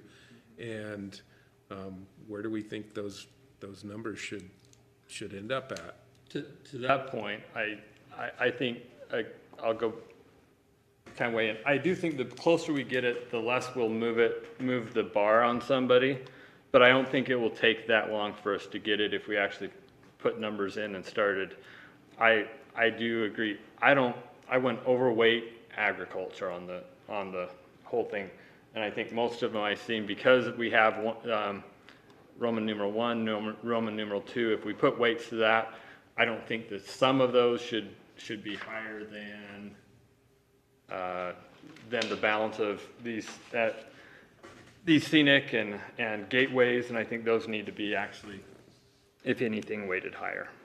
I think trails can weight very low on this. I know Brent, who's absent, feels that those should be higher. I'm just stating, because we have the other trails application, I don't think it needs to be that high. We simply want to know, hey, are they allowing it? It is a valid We're question. going to weight it a little higher. We would weight it higher if Yeah. there was a public benefit. Or could we just do a separate model for trails? Well, I think we are. We are.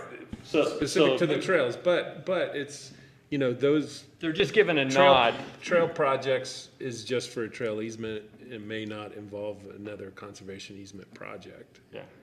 at all. But there are conservation easement projects that may allow public access and therefore trails. If we So there simply is- have there's their some nod, overlap there. yeah, it's just giving a nod from the landowner that, hey, I'm okay with a trail across here at some point in the Maybe future. not a highly developed trail, but. Right, probably can. right. Yeah.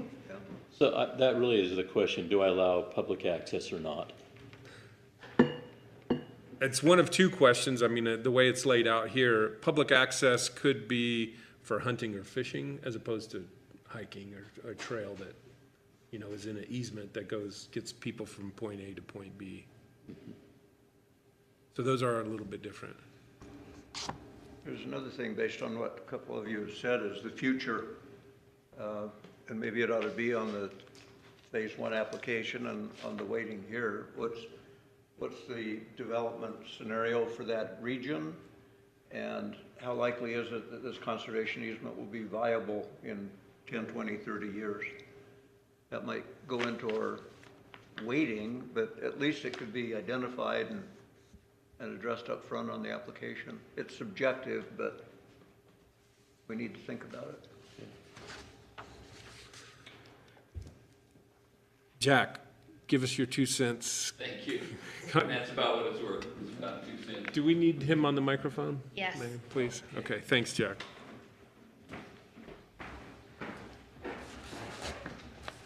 Thank you, Mr. Chair. I appreciate it. I would recommend against trying to weight all 5 factors of the bond equally. I think that's pretty much impossible. And I would even advise against assigning percentages. That boxes you in too much. I think this committee needs the opportunity to evaluate projects on their own merit, regardless of whether they're agriculture, wildlife, whatever. And I think it would be a mistake to say each of the 5 need to be weighted equally. I think that intimates that the funding would be equal, and that's going to box you in too much. And I think to say that like a given percentage, 20% here and 30% there, I think that I would recommend against that as a citizen. I think that boxes you in too much, and I think you're plowing new ground here, and I really respect the fact that you're having to kind of invent the process as you go, and as far as I can see, you're doing a great job of it, but I would just be cautious about these specific percentages or equal weighting. That's just, and as an appraiser, I'm simply saying, I don't think it's wise to wait for the appraisal to decide the merits or the values of a project, not in terms of dollars, but in terms of public value. Okay? Can I ask a question? We've got this experience here. How do you see this developing in Cache County? How do you see the projects coming in? Will they be more heavily, will applicants come in more heavily on one than the other, do you think, one of the criteria? I have no idea, Claire.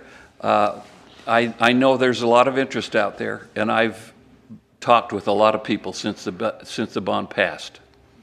There's a lot of interest, and the people that have talked to me have come from a wide variety. Most of the people that have talked to me have not been agriculture. Really? But I think agriculture has to be a component because obviously most of the open land in Cache County is in agriculture. So, you know, it's got to be an important factor. If they're not agriculture, would they have large landowners or just? I think that would depend on the project because Talk to you.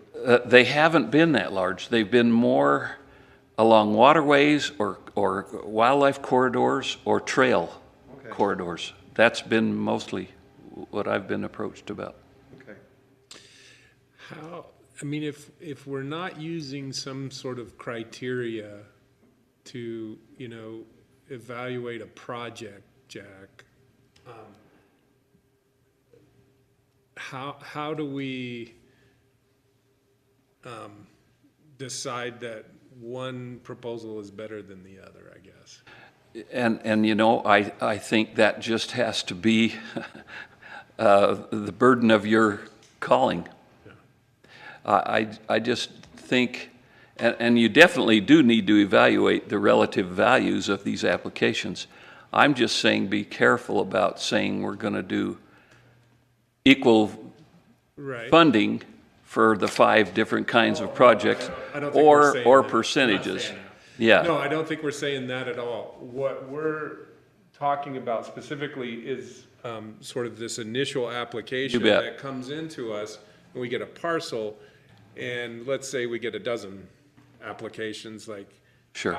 How do we look at those 12 projects and say, oh, these 5 are really the ones we want to pursue? Yeah. And I think we were looking for a mechanism, a way to more objectively than subjectively and I applaud try to say which of these projects rise to the top that we should take to the next level and invest time and energy in. I applaud that, and you'll be hard pressed to have consensus among 7 people too. Sure. From my experience in politics, you'll have a hard time getting consensus among 7 people. So you might just have to say, okay, on project 1, do we have 5 people that support it? On project 2, do we have 5? On project 3, do we have 5? And they may be dramatically different. And remember, you're an advisory committee. You don't make the final call anyway. You make recommendations to the council. Yeah. Because it's public money and they have the final say on public money. Yeah. But I absolutely applaud the idea of, oh yeah, you've definitely got to weigh them and evaluate them, and I like your application. I think your application looks good. It might not be perfect. I think it's more like a poll than it is a number. Uh-huh. I like vistas and you don't like vistas, and we have 7 people that have a, not a score, but the poll says we all agree that we like vistas. Mm-hmm. Maybe we don't. Right. Rather than put a number on it and try to measure that out, it's yes or no, I really like it or I don't like it. You might get one project that is so amazing that you'll be unanimous. But there might be others that you won't. I mean, we're all trying to speculate what's gonna happen, right? And I guess I've been going along assuming that, you know, when we do open up a process, again, we're gonna have more applications than we have money in. No question. necessarily, Or initially. Sure. And so how do we, and I was hoping that it wouldn't come down to, we're gonna vote on each project, yes or no. It would be more of, these projects kind of, you know. Rose to the- top, based on. That makes sense. You know, criteria that we are accepting of, maybe not in 100% agreement on, weighting and that sort of thing, but hopefully that's the way the process would work, and now we're gonna focus on these Sure. top projects and see what we can do to move those forward. And your level 2 evaluation will help you tremendously on that. But I don't think you want to try to do a level 2 evaluation on your initial applications. Right. I don't think so either. Okay? Anyway, but I am trying to, and again, my mind could certainly be changed. My thinking here is try to make this first step as objective as possible. Sure. Just so you can, you know, again, focus on the best value projects. I guess I'm thinking, there's a reason they put us together as a group. And it's really to use discretionary measures to say, does this work or not? Because I think the more we try and drill it down, you know, my next comment was going to be, I'd like to have 30% discretionary of the committee or 50% discretionary of the committee to say, let us bring this together and say, and after hearing these presentations by Gabe and others, if we get one application a month, I think we're going to be really happy. So we're trying to outguess ourselves. Exactly. So I like what you're saying, you know, if I can put 50% discretionary and 50% are these objectives weighted equally, I don't care. The one reason I like this scoring, and again, this isn't to divide up the money in each of the categories. No. But the reason I liked it, and I'd probably get rid of all the soil productivity and just have maintaining agriculture, waterways, vistas. I just go down to that, we put some weight to it. The reason I like it is we could run it through that GIS and it would actually tell some landowners beforehand that, boy, they've got a nice piece of property for this group.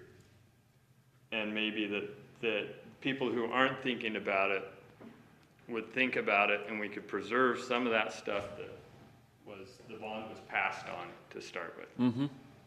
And I watched that GIS thing work, and I look at those properties, I'm like, boy, when you wait, you already have the gateways in there, you just have to change the weights, we've got the vistas in there, and then boom, it would actually generate a map that had hot points to start with. It would, yeah. And like Gabe mentioned, almost every property will have 2 or 3 components that you're trying to preserve. You know, Yes. whether it be wildlife, waterways, and They'll score well because and they have and a to. trail or agriculture, and that's great. And so having a scoring system to kind of evaluate those is a great idea. Anyway, I've taken enough time, but Kind of proactive approach. Would there be a mechanism where we could put the word out to have landowners just indicate an initial interest maybe? See how many they If we are. generated a map, in other words, a map pops out of this because we put the weight to it. The map pops out with green, dark green and whatever, and you put it out there. that could be what you're talking about, right? I That mean, would could- catch their attention, but then like a open call for landowners or Yeah. property interests who might have an interest in what we're doing, no commitment, no cost involved at all, just yes or no. And just see what the volume might be and get people thinking about it. We might learn from that. We did that a few years ago with Bragg, and we did it down at the Bridgerland, and there was 200 people there Really? that were interested in wanting to know about it. I mean, it was significantly amount of Yeah, interest. But And this it would was just- already tell them how high they score. yeah. Yeah. That might give us, it'd make our job easier. I mean, it'd help cut down the speculation a little bit. Yeah. Could be a meeting, or it could just be a online forum or a phone call or whatever. Yeah, I don't want us to be, too nervous about putting numbers in here because I think it's just a starting point, right? And I think we're going to learn a lot. I think if we did a level 1 application, we could run several scenarios of scoring if we wanted to. If we had 12 projects to look at, we could say, okay, well, what if we gave them these weightings? What would they score? Oh, and let's change them to Kind of a this, sensitivity analysis. Yeah. something like that. So if we have the 5 and we take trails and make that a 5-pointer, so you got 95 points over 4, which is a terrible number. I mean, do we start getting to where everybody is? I mean, whereas, Jody, you said that you've, like, when you said you disagreed, you actually don't disagree with me that much. I've got a range that I'm okay with, actually. Well, and I guess the question is, are you just going to automatically give 5 points, 5 points, 5 points, and we add up all the 5 points? Or is that 5 points 1 to 5? It's 1 to 5, and it'd be based on those scales that are already created. But see, I think there needs to be some discretion, just because I don't think we can drill it. My Another 10 points that's Let- discretionary, or 20. Let me just kind of step back. I don't want, for some reason, this to score really well and somebody come in and say, I got a 95 and you don't think it's there. So that's where I'm hesitant to say, I don't want to put a score out there that's pretty nailed down and somebody's going to get false expectations and we get in some legal issues by having it score and they're holding us to the score. And I come out of the banking industry and that's what, we run scores all the time and federal government says, I've got to, if it scores this high, I've got to give them a credit limit of X. And that's kind of how we're looking at this, I'm afraid, that. I guess I'm trusting the GIS just a little bit after looking at it, but. I think you should use that as your information to say yes or no. I really like it or I don't like it based on what you just did. You can pull that information like you can pull Lisa's score, like saying this is great, and I've looked at it, so I'm gonna say, yes, it's great, it's a good project, or it's not, based on what I've just figured out. I think hopefully with an objective scoring program like this, I don't think we're gonna say, we're looking to fund every project over 75, a score of 75 or anything like that, I think there is maybe letting the objective scoring happen in this first phase just helps to narrow down. I think it weeds out the projects that are not gonna be successful, right? Is what it does. And it leaves the rest of them to go to the second phase and give us more information, and then that's more of a discretionary process, perhaps. is If that that's the second case, it phase. ought to be an internal tool, not a public tool. Yeah, the scoring thing. See, that seems okay to me. For now, I think probably so, Yeah. based on, If it's an internal Yeah. tool, Yeah. I'm with you, but if it's something that we're going to go out and, I was looking at some state of Utah applications, and they say, this is what my scoring criteria is, so you can see how it's going to score. I'm getting a little queasy on that for this right now. Right. I don't think you can be, What's that? I don't think you can be internal about that. Not in this. We'll discover that with the training. Well, I think, Yeah, I that's don't why I'm think you saying, can. and that's a little bit of my hesitation is, I've got that scoring criteria. What if you looked at a map that has the scoring criteria done on it? Would that help you, like, to be like, oh yeah, those are actually the lands that match up?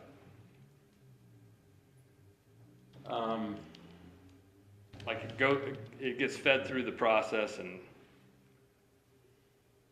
I don't think you have enough variables there to say this is a good candidate or not. I think, okay, yes, it's close to a major road. If I have this traffic count on this, it's of this parcel size maybe, but the variables I've seen, I don't think are enough to really nail it down to where I'd feel comfortable. So if we had a discretionary and it's a 30 points or 20 points, you're more comfortable with that? I think so, but again, I'm not sure if we start publishing this out there, somebody could come in and say, well, Mr. Harris, why did you give this a 2? And I think it should be a 30 on your discretionary. I mean, you can put all the numbers you want here, but if you have a project that's great, has great wildlife, has great scenery, has all this stuff, and you stick a bunch of apartments right next to it, you basically eliminated the whole project that fast. Because it just doesn't work for everything we've talked about. But that's going to happen to you. So That's where the future scoring comes in, I think. Forecasting the development in that general area and what's going to happen. yeah, in a sense, I think you can evaluate that based on that, thinking, we know this is going to happen, this is what's going on now, and we can evaluate that. But it's still yes or no. And in 30 years, it can be completely different. But I just think for right now, but given the number of applications, I'd like to say comes to the committee and the committee votes on whether it be pursued or not. Could there be a scenario where we get an application that is just a gem of a wildlife application that has zero other value? Bad farmland, it's invisible to the public, there's no scenery, but it's just a unique and irreplaceable wildlife application that we want to fund, just based on comparing it to other possible wildlife applications. And we know we want to do some wildlife applications, and this one just hits the buttons for wildlife for some reason. I think that's where it might be more difficult to differentiate between groups rather than within a group. And so we might have scoring separately for wildlife like we do for trails. We have a wildlife score that we don't necessarily compare with an ag score in some cases. let me throw this out. Let's say it's a great wildlife habitat, but the landowner wants to put hunting permits on it with no access. Does it depreciate the wildlife or not? That's part of the, in my view, probably would, but yeah. And that's, is that a plus or a minus? The sort of system that we're talking about creating here, at least up to this point, it's going to favor a project that comes forth with multiple values, I think. Kind of back to your point, Claire. So a wildlife-only project may not look as good as another project that kind of hits on I all think of we those should components. Probably not foreclose that, because we might get Yeah, I something don't- like that. and I don't think A we way to do that might be to not show a total at the bottom, just have, each category has a score. They each total And it 100. scores really high wildlife, so we want to consider. Then you get 100 in wildlife, and we don't Yeah. necessarily veto it because it gets a 0 on something else. Yeah. That we avoid that comparison at this, we still have somewhat of an objective score. One thing that comes to my mind in terms of having this as too clean of a score, I really like it though for like, if landowners would come out of the woodwork because we published something on this, but it also comes down to me is, what's the value for this thing? In other words, we get a landowner that wants to donate it, but he's looking for some funding to get all the appraisal and stuff done. It may not score as high here, but if it only takes us $20,000 of our 20 million, boy, I sure like that project. But I think that's a totally different subject. I think the way the bonds, Gabe and these guys talked about it, I don't think right now we can use our bond funds for those costs. Is that acquiring easements? I think there's some incidental costs that has to be borne by the landowner. I'm not in disagreement, but I think the county council and even the voters may have to say, yeah, we're okay for you paying for appraisals, knowing that it may not come to fruition. But I don't think you've got... The fruition thing makes it tough, right? Yeah. Other than that, I mean, it's part of acquiring, and Steve Daniels brought up, there's a theory that you could possibly just pay for that part and and your money goes a whole lot further because everything else is coming from NRCS and others. But that's not what our voters approved. Yeah, I guess it depends on the I think that's, probably 20 hours of billable service to the county attorney to figure out. That's outside of my... We could probably get a ruling on that or a. Yeah, I would think that Statement we on would that. want some We ought feedback. to. Yeah. But when, you look at probably $100,000 on a project, I don't see that as probably something that we would, under the bond language, be able to front. I'm not saying yes or no, but. Well, and I'm I with don't it. disagree, Yeah, it would be a yeah, good thing, Yeah. but I think we're tied to what the voters approved.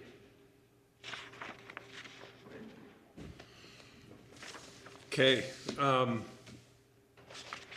so, circling back, we've got a level 1 application.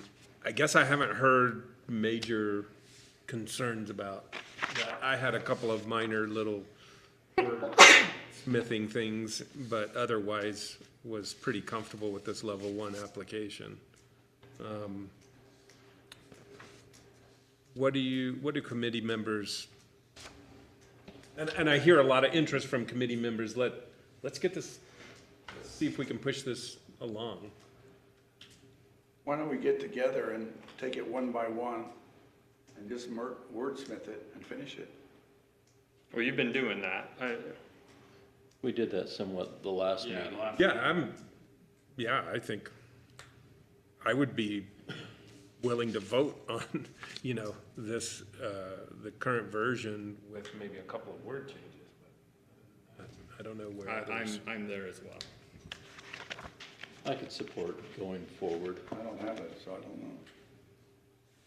I wordsmith myself from Salt Lake, but I haven't wordsmithed yours. It's probably the same thing, I would guess, in a lot of ways. That's very similar, but do Yeah. you want to read it right now and tell us what you think, or?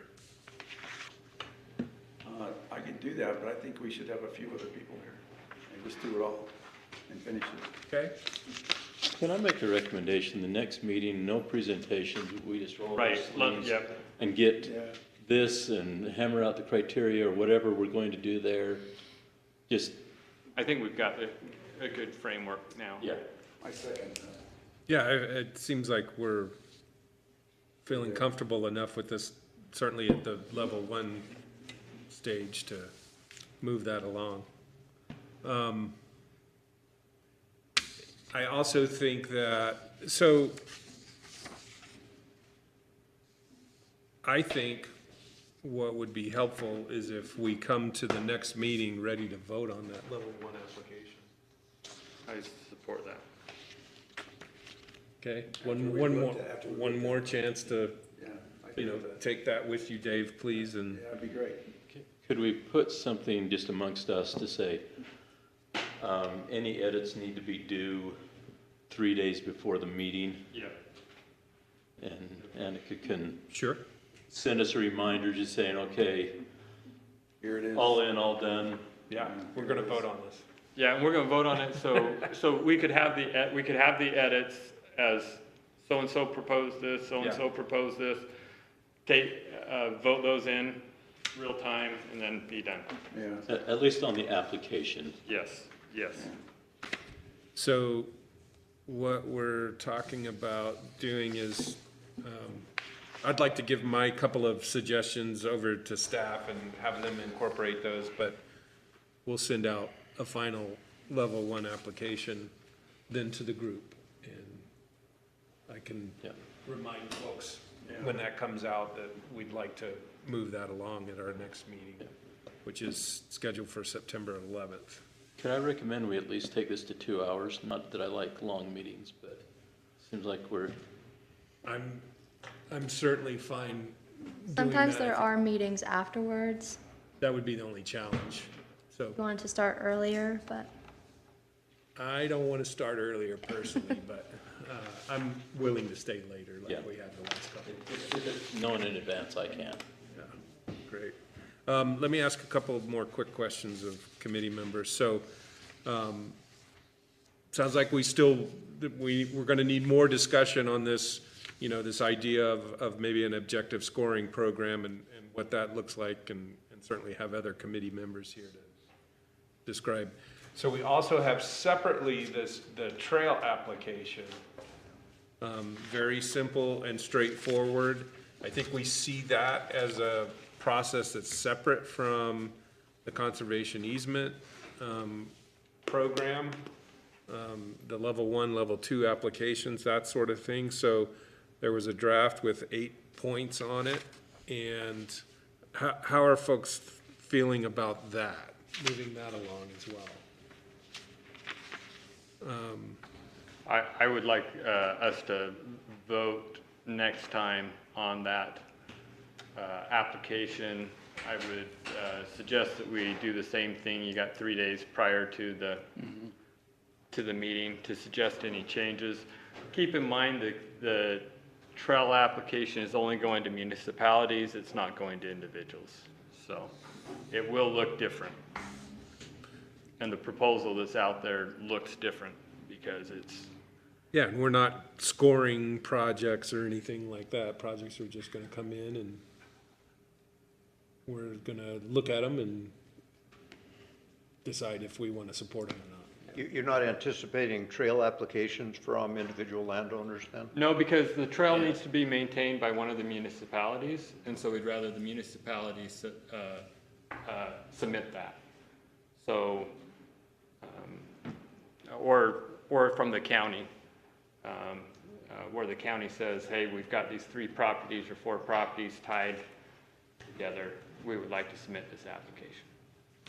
Okay, wouldn't anticipate just acquiring an initial right-of-way for a future trail The right-of-way would come from one of connectivity.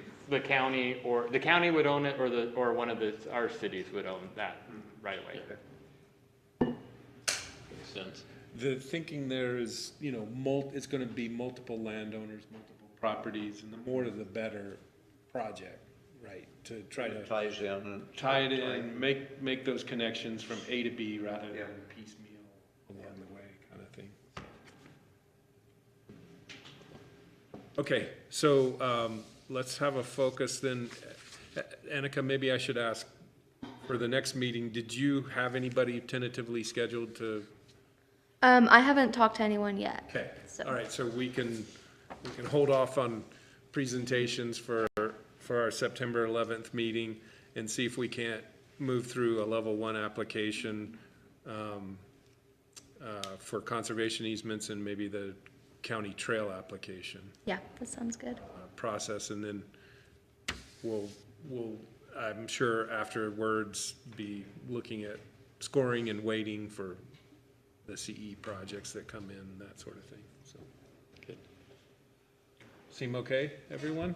Do we want to quit saying conservation easement and just say open space? Because. Yeah, we might fee simple, allow Yeah, fee simple in yeah, there. so we're not combined or Limited. convoluted in a way. Just say open space and let that be open. Sure. I think Gabe has something. Can I ask a question to the committee? I was curious, in terms of application and level 1 application, are you looking to see an entity apply on behalf of a landowner, or are you looking for a landowner to apply directly? Either one, I think it's optional. It can be either one at this point. Okay, Where we for have the an level 1. application, we want the property owner information, but we also want to know if they are working with, another organization. Yeah, A sponsor, right? okay, thank you. But theoretically, I don't think we're excluding an individual. Right. It may be a suicide trip for them, but Yeah, we may recommend that they, Are you figuring this out as you're listening? I am. It's like, that's why we have Gabe. Let Gabe have that nightmare. Thank you. That does answer my question. Okay. Thanks, Gabe. Yeah. Anything else, committee members? Staff, anything else? Annika, Nope. thanks for sticking with Yes. us. Okay, well, Will you send out these, things we're gonna look at? Could you send them so that can we type in them and send them back that way? So the way it's set up is that everyone can make a comment on the page, and so it'll show like Dave made this comment or Chris made this comment, and then I can go back through and actually put those into the document. See, I didn't see any of that when I saw it, so if we could see that, it'd be great. I Yeah. will tell you, your links aren't always working very Really? smooth. Okay. I know initially I had issues, but the last number of times, I haven't had any problems. Okay. I don't know if That would be great. Thank you very much. Thank you. It's like, where you have like project where you can link to it. A lot of times it's not at least working for me. I have to Okay.